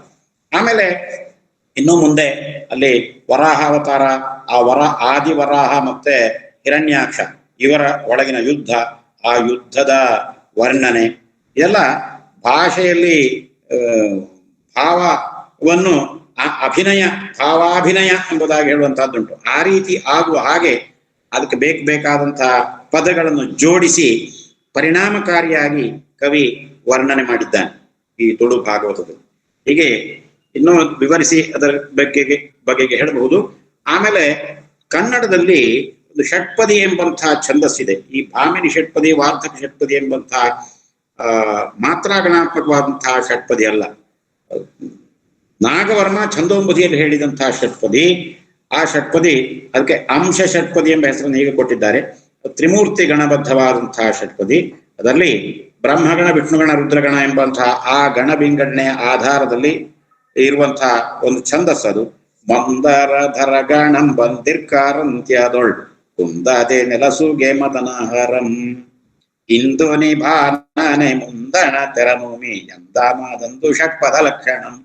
ಈ ರೀತಿ ಆತ ಷಟ್ಪದದ ಲಕ್ಷಣವನ್ನು ಹೇಳ್ತಾನೆ. ವಿಷ್ಣುಗಣ ಪರಿಪ್ಲುತವಾದಂತಹದ್ದು, ಅದರಲ್ಲಿ ಒಂದು ರುದ್ರಗಣ ಇದೆ. ಹಾಗೆ 6 ಸಾಲುಗಳ ಪದ್ಯ. ಇಂಥ ಪದ್ಯಗಳು ಕೆಲವು ಇದರಲ್ಲಿ ತುಳು ಭಾಗವತದಲ್ಲಿ ಕಂಡು, ಆ ಪದ್ಯಗಳನ್ನು ಕಂಡು ವೆಂಕಟರಾಯ ಕುಣಿತಾರೆ ಇದು ಸಂಸ್ಕೃತ ಛಂದಸ್ಸ ಯಾವ ಛಂದಸ್ಸು ಅಂತ ಗೊತ್ತಾಗದೆ ಇದನ್ನು ಅವರ ಪೀಠಿಕೆಯಲ್ಲಿ ಪ್ರಸ್ತಾವನೆಯಲ್ಲಿ ಅಂಶಗಣ ಭ್ರಾಂತಿಯನ್ನು ಉಂಟು ಮಾಡುವಂತಹ ಕೆಲವು ಪದ್ಯಬಂಧಗಳಿವೆ ಅಂತ ಬರೆದು ಅದನ್ನು ಮುಂದುವರಿಸಿ ನೋಡಿದಾಗ ಅಲ್ಲಿ ಪ್ರಯೋಗ ಆದಂತಹ 16 ಪದ್ಯಗಳು ಇವು ಎಲ್ಲವೂ ಈ ಅಂಶಗಣ ಅಥವಾ ತ್ರಿಮೂರ್ತಿ ಗಣಬದ್ಧವಾದಂತಹ ಷಟ್ಪದಿಗಳಾಗಿದ್ದು. ಆ ಬಗ್ಗೆ ನಾನು ಒಂದು ಲೇಖನವನ್ನು ಬರೆದೆ. ಇನ್ನೂ ವಿಚಿತ್ರ ಅಂದ್ರೆ ಮುಂದೆ ಇನ್ನೊಂದು ಗ್ರಂಥ ದೊರಕಿದಾಗ, ಯಾವುದು ಮಹಾಭಾರತ ಸಂಭವ ಪರ್ವ, ಆ ಗ್ರಂಥ ದೊರಕಿದಾಗ ಅದರಲ್ಲಿ ಅರ್ಧಕ್ಕಿಂತ ಹೆಚ್ಚು ಈ ರೀತಿಯ ಷಟ್ಪದಿಗಳೇ ಇದ್ದು. ತುಳು ಭಾಗವತದಲ್ಲಿ ಬಳಕೆ ಆದಂತಹ ಛಂದೋಪಂಥಗಳು, ಸಂಸ್ಕೃತ ಛಂದೋಪಂಥದ ಆಧಾರದಿಂದ ಬರೆದಂತಹ ವೃತ್ತಗಳು ಇದ್ದು, ಹಾಗೆ ಈ ಪದ್ಯಗಳು ಷಟ್ಪದಿ ಕನ್ನಡದಲ್ಲಿ ಬಳಕೆ ಆದ ಷಟ್ಪದಿಗಳು ಇದ್ರು. ಈಗ ಕನ್ನಡದಲ್ಲೇ ಇದನ್ನು ಅಪೂರ್ವ ಷಟ್ಪದಿ ಅಂತ ಹೇಳಿದ್ರು. ಇಲ್ಲಿ 11 ಸಿಕ್ಕಿವೆ, 12 ಸಿಕ್ಕಿವೆ, ಹೀಗೆಲ್ಲ ಚರ್ಚೆ ಮಾಡ್ತಾ ಇದ್ರು ವಿದ್ವಾಂಸರು. ತುಂಬಾ ಲೇಖನಗಳು ಬಂದಿವೆ ಆ ಬಗೆಗೆ. ಆಮೇಲೆ ಇದು ಬೇರೆ ಸಂಸ್ಕೃತ ಗ್ರಂಥಗಳಲ್ಲಿ ಇಂಥದ್ದಿವೆ ಇತ್ಯಾದಿ ಮಾಹಿತಿಗಳು ಸಿಕ್ಕಿದ್ವು. ಆಮೇಲೆ ಆದ್ರೂ ಕೂಡ ಕನ್ನಡದಲ್ಲಿ ಬಳಕೆ ಆದ್ದಕ್ಕಿಂತ ಎಷ್ಟೋ ಹೆಚ್ಚು ಪ್ರಮಾಣದಲ್ಲಿ ತುಳುವಿನಲ್ಲಿ ಈ ಷಟ್ಪದಿಗಳು ಬಳಕೆಯಾಗಿವೆ ಎಂಬಂತಹದ್ದು ಕನ್ನಡದ ಛಂದಸ್ಸಿನ ದೃಷ್ಟಿಯಿಂದಲೂ, ಕನ್ನಡದ ಛಂದಸ್ಸಿನ ಇತಿಹಾಸವನ್ನು ಹೇಳುವಂತಹ ದೃಷ್ಟಿಯಿಂದಲೂ ಬಹಳ ಮುಖ್ಯವಾದಂತಹ ಒಂದು ವಿಷಯವಾಗ್ತದೆ. ಅದನ್ನು ಪುಣ್ಚಿತಾಯರು ಭಾಗವತವನ್ನು ಸಂಪಾದಿಸುವಾಗ ಅದನ್ನು 4 ಸಾಲುಗಳಲ್ಲಿ ಬರೆದಿದ್ರು. ಅದು ಗೊತ್ತಾಗ್ಲಿಲ್ಲ ಅವರಿಗೆ 6 ಸಾಲಿನ ಅಂತ. ಆದ್ರೆ ಆಮೇಲೆ ಈ ಲೇಖನ ಬಂದ ಮೇಲೆ, ನಾನು ಬರೆದಂತಹ ಲೇಖನ ಪ್ರಕಟ ಆದ್ಮೇಲೆ ಅದನ್ನು ಅವರು ಒಪ್ಪಿದ್ರು. ಮಾತ್ರ ಅಲ್ಲ, ಆ ಛಂದಸ್ಸಿನಲ್ಲೇ ಇರುವಂತಹ ಪದ್ಯಗಳನ್ನೆಲ್ಲ 6 ಸಾಲುಗಳಲ್ಲೇ ಬರೆದಿದ್ದಾರೆ. 2000ನೇ ಇಸವಿಯಲ್ಲಿ ಬಂದಂತಹ ತುಳು ಮಹಾಭಾರತ ಕೃತಿಯಲ್ಲಿ. ಹೀಗೆ ಛಂದಸ್ಸಿನ ದೃಷ್ಟಿಯಿಂದಲೂ ಅಧ್ಯಯನ ಮಾಡಬೇಕಾದಂತಹದ್ದಿದೆ. ಶಬ್ದದ ಇತಿಹಾಸದ ದೃಷ್ಟಿಯಿಂದಲೂ ಅಧ್ಯಯನ ಮಾಡಬೇಕಾದಿದೆ. ತುಳು ನಿಘಂಟು ಬೇಕಾದಷ್ಟು ಪದಗಳನ್ನು ಸಂಗ್ರಹಿಸಿ ಅದರಲ್ಲಿ ನಿಘಂಟುವಿನಲ್ಲಿ ಅರ್ಥ ಇತ್ಯಾದಿಗಳನ್ನು ಕೊಟ್ಟಿದೆ. ಆದರೂ ಈ ಭಾಗವತ ಮತ್ತು ಪಳಂತುಳುವಿನ ಶಬ್ದ ಪ್ರಯೋಗಗಳ ಬಗೆಗೆ ಇನ್ನಷ್ಟು ಸಂಶೋಧನೆ ನಡೆಯಬೇಕಾದಂತಹ ಅವಶ್ಯಕತೆ ಇದೆ. ಎಲ್ಲದಕ್ಕಿಂತಲೂ ಮೊದಲಾಗಿ ಈ ತುಳು ಗ್ರಂಥಗಳ ಪರಿಚಯವನ್ನು ನಾವು ಮಾಡಿಸಬೇಕಾದಂತಹ, ಇತರರಿಗೆ ಮಾಡಿಸಬೇಕಾದಂತಹ ಅಗತ್ಯ ಇದೆ. ಅದಕ್ಕೆ ಕನ್ನಡದಲ್ಲಿ ತುಳುವಿನಲ್ಲಿ ಪದ್ಯರೂಪದ ಗ್ರಂಥಗಳು ಸಿಕ್ಕಿವೆ, ಗದ್ಯ ರೂಪದ ಗ್ರಂಥಗಳು ಸಿಕ್ಕಿವೆ. ಆದರೆ ಚಂಪೂ ರೂಪದ ಗ್ರಂಥ ಇಷ್ಟರವರೆಗೆ ಸಿಕ್ಕಿಲ್ಲ. ಆಮೇಲೆ ತುಳು ಮಹಾಭಾರತದಲ್ಲಿ ಗುಡ್ಡೆತರಾಯಿ ಅಂತ ಹೇಳುವಂತಹ ಒಬ್ಬ ಕವಿಯನ್ನು ಹೇಳ್ತಾನೆ. ಇನ್ನು ಬೇರೆ ಬೇರೆ ಕಾವ್ಯಗಳು, ಆ ಕಥೆಯ ವಿಷಯಗಳನ್ನು ಹೇಳ್ತಾನೆ, ಕಾವ್ಯ ವಸ್ತುವನ್ನು ಹೇಳ್ತಾನೆ. ಕಾವ್ಯದ ಹೆಸರುಗಳು ನಮ್ಗೆ ಗೊತ್ತಾಗುವುದಿಲ್ಲ. ಆದ್ರಿಂದ ಒಂದು 10-15 ಆ ತರದ ಕಾವ್ಯಗಳು ನಮ್ಮ ಹಿಂದಿನ ಕಾಲದಲ್ಲಿ ಆಗಿ ಹೋಗಿದ್ದು, ಇಷ್ಟರವರೆಗೆ ಸಿಕ್ಕಿದಂತಹದ್ದು ಮಾತ್ರ ಕೆಲವೇ. ಅದು ಕೂಡ ಪೂರ್ತಿಯಾಗಿ ಸಿಕ್ಕಿದಂತಹ ಗ್ರಂಥಗಳಿಲ್ಲ. ಯಾವ ಗ್ರಂಥವೂ ಪೂರ್ತಿ ಸಿಕ್ಕಲಿಲ್ಲ ಅಂತ ಹೇಳ್ಬೋದು. ಶ್ರೀ ಭಾಗವತ ಪೂರ್ತಿಯಾಗಿ ಸಿಕ್ಕಲಿಲ್ಲ ಅಂತ ಹೇಳೋದಕ್ಕೆ ನವಮ ಸ್ಕಂಧದ ಇನ್ನೊಂದು ಭಾಗ ಧರ್ಮಸ್ಥಳದಲ್ಲಿ ಸಿಕ್ಕಿದೆ ಅಲ್ಲ, ಮುದ್ರಿತವಾಗಿದೆ, ಅದು ಸಾಕ್ಷಿ. ಆಮೇಲೆ ಇದು ಸಂಭವ ಪರ್ವ ಇಷ್ಟು ಮಾತ್ರವೇ ಬರೆದದ್ದೆಂಬುದಕ್ಕೂ ಕೂಡ ನಮಗೆ ಖಚಿತವಾಗಿ ಗೊತ್ತಾಗುವುದಿಲ್ಲ. ಮಹಾಭಾರತದಲ್ಲಿ ಮಹಾಭಾರತ ಎಂಬ ಹೆಸರಿನಲ್ಲಿ ಅದನ್ನು ಪ್ರಕಟಿಸಲಾಗಿದೆ, ಆದರೆ ಅದು ಮಹಾಭಾರತದ ಪ್ರಾರಂಭದ ಭಾಗ ಮಾತ್ರ, ಇಡೀ ಇಲ್ಲ ಅದು. ಆಮೇಲೆ ಕರ್ಣಪರ್ವ ಎಂಬಂತಹದ್ದು ಬಂದಿದೆ. ಆ ಕರ್ಣಪರ್ವದ ಎಲ್ಲ ತ್ರುಟಿತ ಪ್ರತಿಗಳು ಸಿಕ್ಕಿದ್ದರಿಂದ ಅದರಲ್ಲಿ ಪದ್ಯಗಳೆಲ್ಲ ಹಿಂದೆ ಮುಂದೆ ಆಗಿವೆ. ಕೆಲವು ಪದ್ಯಗಳು ಸ್ವಲ್ಪ ಸ್ವಲ್ಪ ಮಾತ್ರ ಇವೆ, ಕೆಲವು ಭಾಗಗಳು ಮಾತ್ರ ಇವೆ. ಆದ್ರಿಂದ ಅದರ ಸ್ವರೂಪವೇ ನಮಗೆ ಪೂರ್ತಿಯಾಗಿ ಸ್ಪಷ್ಟವಾಗಿ ಗೊತ್ತಾಗುವುದಿಲ್ಲ. ಪದ್ಯಗಳು ಹಲವು ಸಿಕ್ಕಿವೆ, ಒಂದೊಂದು ಪದ್ಯವನ್ನು ತೆಗೆದು ನಾವು ಅದನ್ನ ಅರ್ಥ ಹೇಳಲಿಕ್ಕೆ ಪ್ರಯತ್ನ ಮಾಡಬಹುದು. ಆದ್ರೆ ಇಡೀ ಕಥೆ, ಆ ಕಾವ್ಯ, ಅದು ಸ್ಪಷ್ಟವಾಗಿ ನಮಗೆ ಸಿಗುತ್ತಾ ಇಲ್ಲ. ಆಮೇಲೆ ದೇವಿ ಮಹಾತ್ಮೆ ಎಂಬಂತಹದ್ದು ಅದು ಅಧ್ಯಾಯವಾಗಿ ಪ್ರತ್ಯೇಕವಾಗಿ ರಚಿತವಾದಂತಹದ್ದು ನಮ್ಗೆ ಗೊತ್ತಾಗ್ತದೆ. ಪೂರ್ತಿ ಗದ್ಯದಲ್ಲಿದೆ. ಈ ಗದ್ಯ ಸ್ವಲ್ಪ ಪ್ರಾಚೀನ ಇರಬಹುದು ಎಂಬಂತಹ ಊಹೆಯನ್ನು ಮಾಡಿದ್ದಾರೆ. ಯಾವ ಊಹೆಯನ್ನು ಮಾಡಿದ್ರು? ಇವತ್ತು ನಾವು ಕನ್ನಡದಲ್ಲಿ ಪೂರ್ವದ ಹಳಗನ್ನಡ, ಹಳಗನ್ನಡ, ನಡುಗನ್ನಡ, ಹೊಸಗನ್ನಡ ಅಂತ ಹೇಳುವ ಹಾಗೆ ತುಳುವಿನಲ್ಲಿ ಪೂರ್ವದ ತುಳು, ಆಮೇಲಿನ ಹಳೆಯ ತುಳು, ಆಮೇಲಿನ ನಡುಗಾಲದ ತುಳು, ಆಮೇಲೆ ಹೊಸ ತುಳು ಅಂತ ನಮಗೆ ವಿಂಗಡಣೆ ಮಾಡಿಕೊಳ್ಳಿಕ್ಕೆ ಬೇಕಾದಷ್ಟು ಪ್ರಮಾಣದಲ್ಲಿ ಆ ಹಳೆಯ ಗ್ರಂಥಗಳು ದೊರಕಿಲ್ಲ, ಕಾವ್ಯಗಳು ದೊರಕಿಲ್ಲ ಎಂಬುದನ್ನು ನಾವು ಗಮನಿಸಲೇಬೇಕು. ಆದ್ದರಿಂದ ನಾವು ಹೊಸ ತುಳು ಅಂತಲೂ ಪಳಂತುಳು ಅಂತಲೂ ಇಷ್ಟೇ ಎರಡೇ ಭಾಗಗಳನ್ನು ಮಾಡಿಕೊಳ್ಳಿಕ್ಕೆ ಸಾಧ್ಯ. ಹೀಗೆ ಈ ಕಾವ್ಯಗಳನ್ನು ನಾವು ನಿಷ್ಠೆಯಿಂದ ಅಭ್ಯಾಸ ಮಾಡಿದ್ರೆ, ಅಧ್ಯಯನ ಮಾಡಿದ್ರೆ ನಮಗೆ ತುಳುವಿನ ಪ್ರಾಚೀನ ಸ್ವರೂಪ ಏನು ಎಂಬುದರ ಒಂದು ನೋಟ ನಮಗೆ ಸಿಗುತ್ತದೆ. ಆದರೆ ಕನ್ನಡದಲ್ಲಿ ದೊರೆತ ಹಾಗೆ ಹಲವಾರು ಕೃತಿಗಳು, ಆ ಕಾಲದ ಭಾಷೆಯ ಸ್ವರೂಪವನ್ನು ಚಿತ್ರಿಸುವಂತಹ ಹಲವಾರು ಕೃತಿಗಳು ತುಳುವಿನಲ್ಲಿಯೂ ದೊರಕಿರುತ್ತಿದ್ದರೆ ನಮಗೆ ತುಂಬಾ ಪ್ರಯೋಜನವಾಗುತ್ತಾ ಇತ್ತು. ಹೊಸ ಕಾಲದ ಸಂಶೋಧಕರು, ಹಸ್ತಪ್ರತಿ ಸಂಶೋಧಕರು ಹೊಸ ಕಾಲದಲ್ಲಿ ಈ ಗ್ರಂಥ ಸಂಪಾದನೆ, ಎಡಿಟಿಂಗ್ ಇತ್ಯಾದಿಗಳಲ್ಲಿ ಆಸಕ್ತಿ ಕಡಿಮೆ ಆಗಿದೆ, ಓಲೆ ಗ್ರಂಥಗಳನ್ನು ಓದುವಂಥವರು ಕಡಿಮೆ ಆಗಿದ್ದಾರೆ ಅಂತ ಎಲ್ಲ ಹೇಳಲಾಗಿದೆ. ಆದರೂ ನಮ್ಮ ತುಳುನಾಡಿನ ಜನ ಆಸಕ್ತಿ ವಹಿಸಿ ಇಂಥ ಓಲೆ ಗ್ರಂಥಗಳಲ್ಲಿ ಅಡಗಿರಬಹುದಾದ ಕೃತಿಗಳನ್ನು ಸಂಪಾದಿಸಿ ತುಳುವಿನ ಸೇವೆ ಮಾಡುವಂತಹ ಅವಕಾಶಗಳು ಇನ್ನೂ ತೆರೆದುಕೊಂಡೇ ಇವೆ. ಕನ್ನಡದಲ್ಲಿಯೂ ಹಾಗೆ 16, 17, 18ನೇ ಶತಮಾನದ ಎಷ್ಟೋ ಕೃತಿಗಳು ಇನ್ನೂ ಪ್ರಕಟ ಆಗಿಲ್ಲ. ಹೇಳುವುದು ಕೇಳ್ತದೆ, ಕೆಲವು ಪ್ರಾಚ್ಯಕೋಶಾಗಾರಗಳು ಮತ್ತು ವಿಶ್ವವಿದ್ಯಾನಿಲಯಗಳಲ್ಲಿ ಆ ಹಳೆಯ ಲಿಪಿಯನ್ನು ಓದುವವರೇ, ಕನ್ನಡದನ್ನೇ ಓದುವವರೇ ಇಲ್ಲದಾಗಿದೆ. ಹಾಗೆ ಓದುವವರಿಗೆ ಪ್ರೋತ್ಸಾಹವೂ ಇಲ್ಲದಾಗಿದೆ. ಹೊಸತಾಗಿ ಅದನ್ನು ಕಲಿತು ಓದುವವರ ನೇಮಕಾತಿಯೂ ಇಲ್ಲದಾಗಿದೆ. ಹೀಗೆಲ್ಲ ಹೇಳುವುದನ್ನು ಕೇಳುತ್ತೇವೆ. ತುಳುವಿನಲ್ಲಂತೂ ಅದಕ್ಕೆ ಬೇಕಾದಂತಹ ಪ್ರಯತ್ನ ಆಗಲಿಲ್ಲ. ಇಷ್ಟರವರೆಗೆ ಆ ತುಳುವಿನ ಪ್ರಾಚೀನ ಗ್ರಂಥಗಳ ಸಂಪಾದನೆಯಲ್ಲಿ ದೊಡ್ಡ ಹೆಸರು ವೆಂಕಟರಾಜ ಪುಣಚಿತಾಯರದು. ಅವರನ್ನು ಮೀರಿಸುವ ಇನ್ನೊಂದು ಹೆಸರು ಬರಲಿಲ್ಲ. ಕೆಲವು ತುಳುವಿನ ಕೆಲವು ಕೃತಿಗಳನ್ನು ಪ್ರಕಟಿಸುವಂತಹ ಯೋಜನೆಗಳು ಬಂದಿವೆ. ರಾಧಾಕೃಷ್ಣ ಬೆಳ್ಳೂರು ಮೊದಲಾದಂಥವರು ಅದರಲ್ಲಿ ಕೆಲಸ ಮಾಡಿದ್ದಾರೆ. ಕೆಲವರು ಸೀಮಿತ ಸಂಖ್ಯೆಯವರು ಇರುವಂತಹದ್ದು. ತುಳುವಿನಲ್ಲಿ ಕೆಲವು ಶಾಸನಗಳು ಸಿಕ್ಕಿವೆ. ಆ ಶಾಸನಗಳನ್ನು ಓದಿ ಅರ್ಥೈಸುವಂತಹ ಪ್ರಯತ್ನಗಳು ನಡೆದಿವೆ. ಇವೆಲ್ಲ ವಿಪುಲ ಪ್ರಮಾಣದಲ್ಲಿ ಇಲ್ಲ. ಶಾಸನಗಳು ವಿಪುಲ ಪ್ರಮಾಣದಲ್ಲಿಲ್ಲ, ಗ್ರಂಥಗಳು ವಿಪುಲ ಪ್ರಮಾಣದಲ್ಲಿ ಇಲ್ಲ. ಆಮೇಲೆ ತುಳುವಿನ ಕನ್ನಡಕ್ಕೆ ಕನ್ನಡ ಸಾಹಿತ್ಯ ಚರಿತ್ರೆ ಅಂತ ಇದೆ. ಈ ಕನ್ನಡ ಸಾಹಿತ್ಯ ಚರಿತ್ರೆಯನ್ನು ಬರೆದ ಹಾಗೆ ತುಳುವಿಗೆ ಸಾಹಿತ್ಯ ಚರಿತ್ರೆಯನ್ನು ಬರೆಯಬಹುದೇ ಅಂತ ಕೇಳಿದ್ರೆ ನಮಗೆ ಆಧಾರಗಳಿಲ್ಲ. ಅನೇಕ ಗ್ರಂಥಗಳು ದೊರಕಿದ್ರೆ ಅವುಗಳ ಆನುಪೂರ್ವಿಯನ್ನಿಟ್ಟುಕೊಂಡು, ಅವುಗಳ ಒಂದರ ಪ್ರಭಾವ ಇನ್ನೊಂದರ ಮೇಲೆ ಇತ್ಯಾದಿ ಹೇಗಾಗಿದೆ ಎಂಬಂತಹದ್ದನ್ನಿಟ್ಟುಕೊಂಡು, ಯಾವ ವಸ್ತುವನ್ನು ಕವಿಗಳು ತೆಗೆದುಕೊಂಡಿದ್ದಾರೆ, ಅದರ ನಿರ್ವಹಣೆಯನ್ನು ಹೇಗೆ ಮಾಡಿದ್ದಾರೆ ಎಂಬುದನ್ನು ಇರಿಸಿಕೊಂಡು, ಆಯಾ ಕಾಲದ ಭಾಷೆಯಲ್ಲಿ ಹೇಗೆ ಆ ಕೃತಿಗಳು ಬಂದಿವೆ ಎಂಬುದನ್ನು ಇಟ್ಟುಕೊಂಡು, ಉದಾಹರಣೆಗೆ ಒಂದು ಮಹಾಭಾರತ ಪಂಪ ಬರೆದಿದ್ದಾನೆ, ಕುಮಾರವ್ಯಾಸ ಬರೆದಿದ್ದಾನೆ, ಅನಂತರ ಕಾಲದಲ್ಲಿ ಬಂದಂತಹದ್ದುಂಟು. ಯಾವ ರೀತಿಯಲ್ಲಿ ಬಂದಿದೆ ಆ ಭಾಷೆ? ಕುಮಾರವ್ಯಾಸ ಅವನ ಕಾಲದ ಭಾಷೆಯನ್ನು ಬಳಸಿದ್ದಾನೆ, ಪಂಪ ಅವನ ಕಾಲದ ಭಾಷೆಯನ್ನು ಬಳಸಿದ್ದಾನೆ. ಇಂಥ ಚಿಂತನೆಯನ್ನು ಮಾಡುವುದಕ್ಕೆ ನಮಗೆ ತುಳುವಿನಲ್ಲಿ ಯಾವ ಆಧಾರಗಳೂ ಇಲ್ಲ. ಯಾಕೆಂದ್ರೆ ನಮಗೆ ಆ ಗ್ರಂಥಗಳು ಇದುವರೆಗೆ ದೊರಕಿಲ್ಲ, ಇದುವರೆಗೆ ಉಳಿದು ಬಂದಿಲ್ಲ ಅಂತ ನಾನು ಹೇಳಿದ್ರೆ, ಒಂದು ವೇಳೆ ಉಳಿದು ಬಂದಿರಬಹುದಾದ್ರೆ ನಮ್ಮ ಭಾಗ್ಯ ಅಲ್ವೇ? ಇದುವರೆಗೆ ದೊರಕಿಲ್ಲ. ಆದ್ದರಿಂದ ಅವುಗಳನ್ನು ದೊರಕಿಸಿಕೊಳ್ಳುವಂತಹ ಪ್ರಯತ್ನ ಅವಶ್ಯ ಇದೆ. ನಮ್ಮ ಪ್ರದೇಶದ ಹಸ್ತಪ್ರತಿ ಭಂಡಾರಗಳಿವೆ.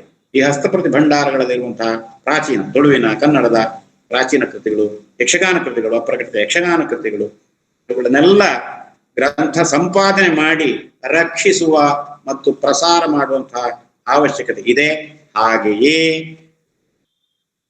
ಇತರ ಜ್ಞಾತಿ ಭಾಷೆಯವರಿಗೆ ತುಳು ಭಾಷೆಯ ಪರಿಚಯವನ್ನು, ನಮಗೆ ದೊರಕಿದಂತಹ ಪರಿಚಯವನ್ನು ಹೇಳುವಂತಹ ಅವಶ್ಯಕತೆ ಇದೆ. ಈಗ ಹೇಳುವ ಹಾಗೆ ತುಳುವಿನ ಪ್ರಾಚೀನ ಸಾಹಿತ್ಯದ ಸ್ವರೂಪ, ಪಳಂತುಳುವಿನ ಸಾಹಿತ್ಯದ ಸ್ವರೂಪ ಅಂತ ಹೇಳಿದ್ರೆ, ಈ ಪಳಂತುಳು ಭಾಷೆಯಲ್ಲಿ ಬೇಕಾದಷ್ಟು ಗ್ರಂಥಗಳು, ಇದನ್ನೆಲ್ಲ ತಿಳಿಸಿ ಹೇಳುವಷ್ಟು, ವಿವರವಾಗಿ ಹೇಳುವಷ್ಟು ಗ್ರಂಥಗಳು ನಮಗೆ ಉಪಲಬ್ಧವಿಲ್ಲ ಎಂಬಂತಹದ್ದು ಒಂದು ಅಂಶ. ಎರಡನೇದು, ಪದ್ಯದಲ್ಲಿ ಮತ್ತು ಗದ್ಯದಲ್ಲಿ ಬರೆದಂತಹ ಕೃತಿಗಳು ನಮಗೆ ಸಿಕ್ಕಿವೆ ಎಂಬಂತಹದ್ದು. ಯಾಕೆ ಗದ್ಯದಲ್ಲಿ ಬರೆದ ಕೃತಿ ಒಂದೇ ಸಿಕ್ಕಿದಂತಹದ್ದು ದೇವಿ ಮಹಾತ್ಮೆ ಮಾತ್ರ. ಆದ್ರೂ ಗದ್ಯ ರಚನೆ ಆಗಿದೆ ಅಂತ ಹೇಳೋದಕ್ಕೆ ಆಧಾರ ಆಯ್ತಲ್ಲ. ಪದ್ಯ ರಚನೆ ಆಗಿದೆ ಎಂಬುದಕ್ಕೆ ಈ ಸಿಕ್ಕಿದಂತಹ ಕೃತಿಗಳೆಲ್ಲ ಯಾವುದು? ಮಹಾಭಾರತ ಇರ್ಲಿ, ತುಳು ಭಾಗವತ ಇರ್ಲಿ, ಕರ್ಣಪರ್ವ ಇರ್ಲಿ, ಅದೆಲ್ಲ ಪದ್ಯ ರೂಪದಲ್ಲಿರುವಂಥದ್ದು. ಗದ್ಯ ರೂಪದಲ್ಲಿರುವಂತಹ ದೇವಿ ಮಹಾತ್ಮೆ ಅದು ಸಿಕ್ಕಿದೆ ಅಂತ ಗದ್ಯ ರೂಪದಲ್ಲಿ ಬಳಕೆ ಆಗಿದೆ, ಬಳಸಿದ್ದಾರೆ, ಬರೆದಿದ್ದಾರೆ ಅಂತ ಸ್ಪಷ್ಟ ಆಯ್ತು. ಚಂಪು ರೂಪದ ಗ್ರಂಥ ಇದುವರೆಗೆ ದೊರಕಿಲ್ಲ. ಆದ್ದರಿಂದ ಚಂಪುವಿನಲ್ಲಿ ತುಳುವರು ಬರೆದಿದ್ದಾರೋ ಇಲ್ವೋ ಎಂಬುದು ನಮಗಂತೂ ಇದುವರೆಗೆ ಗೊತ್ತಿಲ್ಲ. ಬರೆದಿರಬಹುದು ಅಂತ ಹೇಳ್ಬೋದು, ಯಾಕೆಂದ್ರೆ ಕನ್ನಡದಲ್ಲಿ ಬರೆದಿದ್ದಾರೆ. ಕನ್ನಡದಲ್ಲಿಯೂ ಚಂಪು ರೂಪದ್ದು ತುಂಬಾ ಪ್ರಸಿದ್ಧವಾದ, ಆದ್ದರಿಂದ ಹಳೆಯ ತುಳುವಿನಲ್ಲಿ ಚಂಪು ರೂಪದ ಗ್ರಂಥಗಳು ಇರಬಹುದು. ಈ ತರ ಊಹೆ ಮಾಡ್ಲಿಕ್ಕೆ ಮಾತ್ರ ಸಾಹಿತ್ಯ ಅಷ್ಟೇ ಹೊರತು ಅದಕ್ಕಿಂತ ಹೆಚ್ಚು ನಮಗೆ ತಿಳಿಲಿಕ್ಕೆ ಸಾಧ್ಯ ಇಲ್ಲ. ಆಮೇಲೆ ಇನ್ನು ಸಾಹಿತ್ಯ ಚರಿತ್ರೆ ಅದರ ಬಗ್ಗೆ ಈಗಾಗಲೇ ಹೇಳಿದೆ, ಅದನ್ನು ನಮಗೆ ಕಟ್ಟಿಕೊಡ್ಲಿಕ್ಕೆ ಸಾಧ್ಯ ಇಲ್ಲ. ಮತ್ತೆ ಯಾವುದೇ ಲಿಪಿ ಹೊಸ ಕಾಲದಲ್ಲಿ ಗಣಕಯಂತ್ರಕ್ಕೆ, ಮುದ್ರಣಕ್ಕೆ ಎಲ್ಲ ಈ ತುಳು ಲಿಪಿಯನ್ನು ಅಳವಡಿಸಿದಂತಹದ್ದುಂಟು. ಆ ಅಳವಡಿಸಿದಂತಹದ್ದು ಮುದ್ರಣದ ಲಿಪಿ. ಕೇವಲ ಮುದ್ರಣದ ಲಿಪಿಯನ್ನು ನೋಡಿದವನು ತಾಳೆ ಓಲೆಯ ಹಳೆಯ ಮಾದರಿಯ ಲಿಪಿಗಳನ್ನು ಓದಲಾರ. ಹಾಗೆ ಓದಬೇಕಾದ್ರೆ ಅದಕ್ಕೆ ಪ್ರತ್ಯೇಕವಾದ ಅಭ್ಯಾಸವೇ ಬೇಕು. ಹಾಗೆಯೇ ತುಳುಲಿಪಿ ಕಲಿತಿದ್ದೇವೆ ಅಂತ ಹೇಳಿ ಹೊಸ ಕಾಲದಲ್ಲಿ ಕಲಿತಂಥವರಿಗೆ ತಾಳೆ ಓಲೆಗಳಲ್ಲಿ ಬರೆಯಲಾದ ತುಳು ಲಿಪಿಯನ್ನು ಓದುವುದಕ್ಕೆ ಸಾಕಷ್ಟು ಪರಿಶ್ರಮ ಬೇಕು. ಅವರದಕ್ಕೆ ಸಿದ್ಧರಾಗಬೇಕು. ಅವರು ಕಲಿತಂತಹ ಹಿನ್ನೆಲೆಯಿಂದ ಸಿದ್ಧರಾಗಬೇಕು. ಯಾಕೆಂದ್ರೆ ಎಲ್ಲವೂ ಹಸ್ತಪ್ರತಿಗಳು, ಯಾವುವು ಮುದ್ರಿತ ಪ್ರತಿಗಳಲ್ಲ. ಆ ಹಸ್ತಪ್ರತಿಗಳನ್ನು ಓದಬೇಕಾದ್ರೆ ಹಸ್ತಪ್ರತಿಗಳನ್ನು ರಚಿಸಿದಂತಹ ಲಿಪಿಕಾರರು ಯಾರಿದ್ದಾರೆ ಆ ಲಿಪಿಕಾರರ ಬರವಣಿಗೆಯ ಶೈಲಿಯನ್ನು ಓದಿ ನೋಡಿ ಅರ್ಥ ಮಾಡಿಕೊಳ್ಳುವಂತಹ ಸಾಮರ್ಥ್ಯ ಬೇಕು. ಅದನ್ನು ಅರ್ಥ ಮಾಡಿಕೊಂಡ್ರೆ ಮಾತ್ರ ನಮಗೆ ಆ ಪ್ರಾಚೀನ ಕೃತಿಗಳನ್ನು ಓದ್ಲಿಕ್ಕೆ ಸಾಧ್ಯ. ಆದ್ದರಿಂದ ನಮ್ಮ ಸಂಶೋಧಕರು ತುಳುವಿನ ಪ್ರಾಚೀನ ಕೃತಿಗಳನ್ನು ಹುಡುಕಬೇಕು, ಸಂಪಾದಿಸಬೇಕು. ಮತ್ತು ಈಗ ಮುದ್ರಿತವಾದಂತಹ ಸಂಪಾದಿತವಾದಂತಹ ಕೃತಿಗಳು ಪುನಃ ಸಂಪಾದಿತವಾಗುವುದಕ್ಕೆ ಬೇಕಾಗಿ ಆ ಕೃತಿಗಳ ಹಸ್ತಪ್ರತಿಗಳಿವೆಯೋ ಎಂಬ ಬಗ್ಗೆ ಸಮೀಕ್ಷೆ ನಡೆಯಬೇಕು. ಒಂದು ವೇಳೆ ಸಮೀಕ್ಷೆ ನಡೆಸಿ ಸಿಕ್ಕದೇ ಇದ್ರೂ ಕೂಡ ಈಗ ತಿಳಿದ ಹೊಸ ಜ್ಞಾನ, ತುಳು ನಿಘಂಟು, ಇನ್ನೊಂದು ಮತ್ತೊಂದು ವಿಮರ್ಶೆಗಳು ಇತ್ಯಾದಿಗಳು ಬಂದಿವೆಯಲ್ಲ, ಆ ಆಧಾರದಿಂದ, ಹೊಸ ಮಾಹಿತಿಗಳ ಆಧಾರದಿಂದ ಹಳೆಯ ಕೃತಿಗಳ ಪುನಃ ಸಂಪಾದನೆ ಆಗಬೇಕು. ಇದಿಷ್ಟು ವಿಷಯಗಳನ್ನು ನಾವು ಪ್ರಾಚೀನ ತುಳು ಸಾಹಿತ್ಯ ಅಥವಾ ಪಳಂತುಳು ಸಾಹಿತ್ಯದ ಬಗೆಗೆ ಹೇಳಬಹುದು.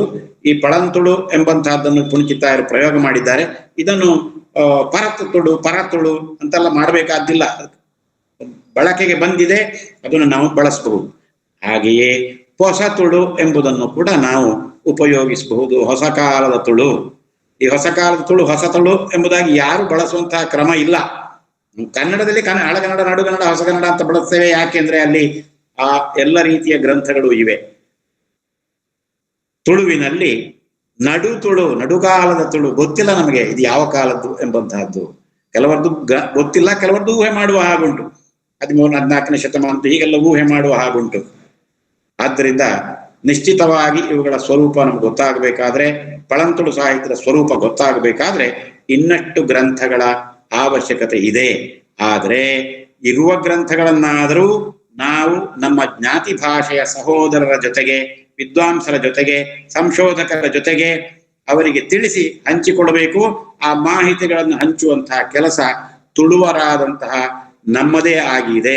ಅದಕ್ಕೆ ಸರಿಯಾದಂತಹ ಗಟ್ಟಿಯಾದಂತಹ ಯೋಜನೆ ಇಷ್ಟರವರೆಗೆ ನಡೆದಿಲ್ಲ ಎಂಬುದು ಸ್ವಲ್ಪ ಖೇದದ ವಿಚಾರ.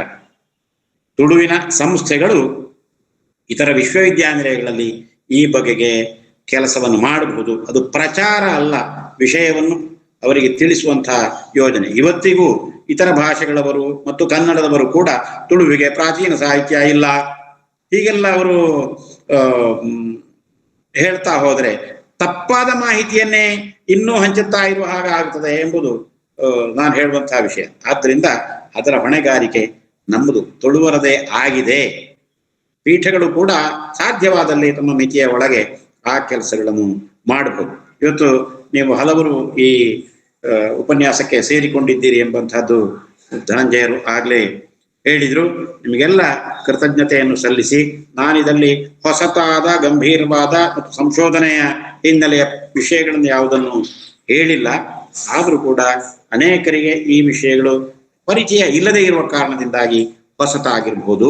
ಮೊದಲು ಹಳೆಯ ತುಳು ಕಾವ್ಯಗಳನ್ನು ಓದುವಂತಹ ಅಭ್ಯಾಸವನ್ನು ಮತ್ತು ಪದ ವಿಂಗಡಣೆ ಮಾಡುವಂತಹ ಅಭ್ಯಾಸವನ್ನು ಸರಿಯಾಗಿ ಮಾಡೋಣ. ಸಂಸ್ಕೃತ ನಿಘಂಟುಗಳನ್ನು ಕೂಡ ನಾವು ಬಳಸಿಕೊಳ್ಳಬಹುದು, ಕನ್ನಡ ನಿಘಂಟುಗಳನ್ನು ಕೂಡ ಬಳಸಿಕೊಳ್ಳಬಹುದು ಅರ್ಥ ಮಾಡಿಕೊಳ್ಳಿಕ್ಕೆ. ಹಾಗೆ ವೆಂಕಟರಾಜ ಪುಣಚಿತಾಯರು ಪದ್ಯಗಳಿಗೆ ಕೊಟ್ಟಂತಹ ಟಿಪ್ಪಣಿಗಳನ್ನು ನಾವು ಸರಿಯಾಗಿ ಅಭ್ಯಾಸ ಮಾಡಿ ಆ ಮೂಲಕ ಹಳೆಯ ಕಾವ್ಯಗಳನ್ನು ಅರ್ಥ ಮಾಡಿಕೊಳ್ಳುವ ಪ್ರಯತ್ನವನ್ನು ಮಾಡಬಹುದು. ನಮ್ಮ ಯುವ ತುಳು ಆಸಕ್ತರು ಆ ಕೆಲಸವನ್ನು ಮಾಡಲಿ ಎಂಬುದಾಗಿ ಹಾರೈಸಿ ಈ ಸಂದರ್ಭವನ್ನು ನನಗೆ ಒದಗಿಸಿಕೊಟ್ಟದ್ದಕ್ಕಾಗಿ ವಂದಿಸಿ ನನ್ನ ಮಾತುಗಳನ್ನು ಮುಗಿಸ್ತೇನೆ. ನಮಸ್ಕಾರ.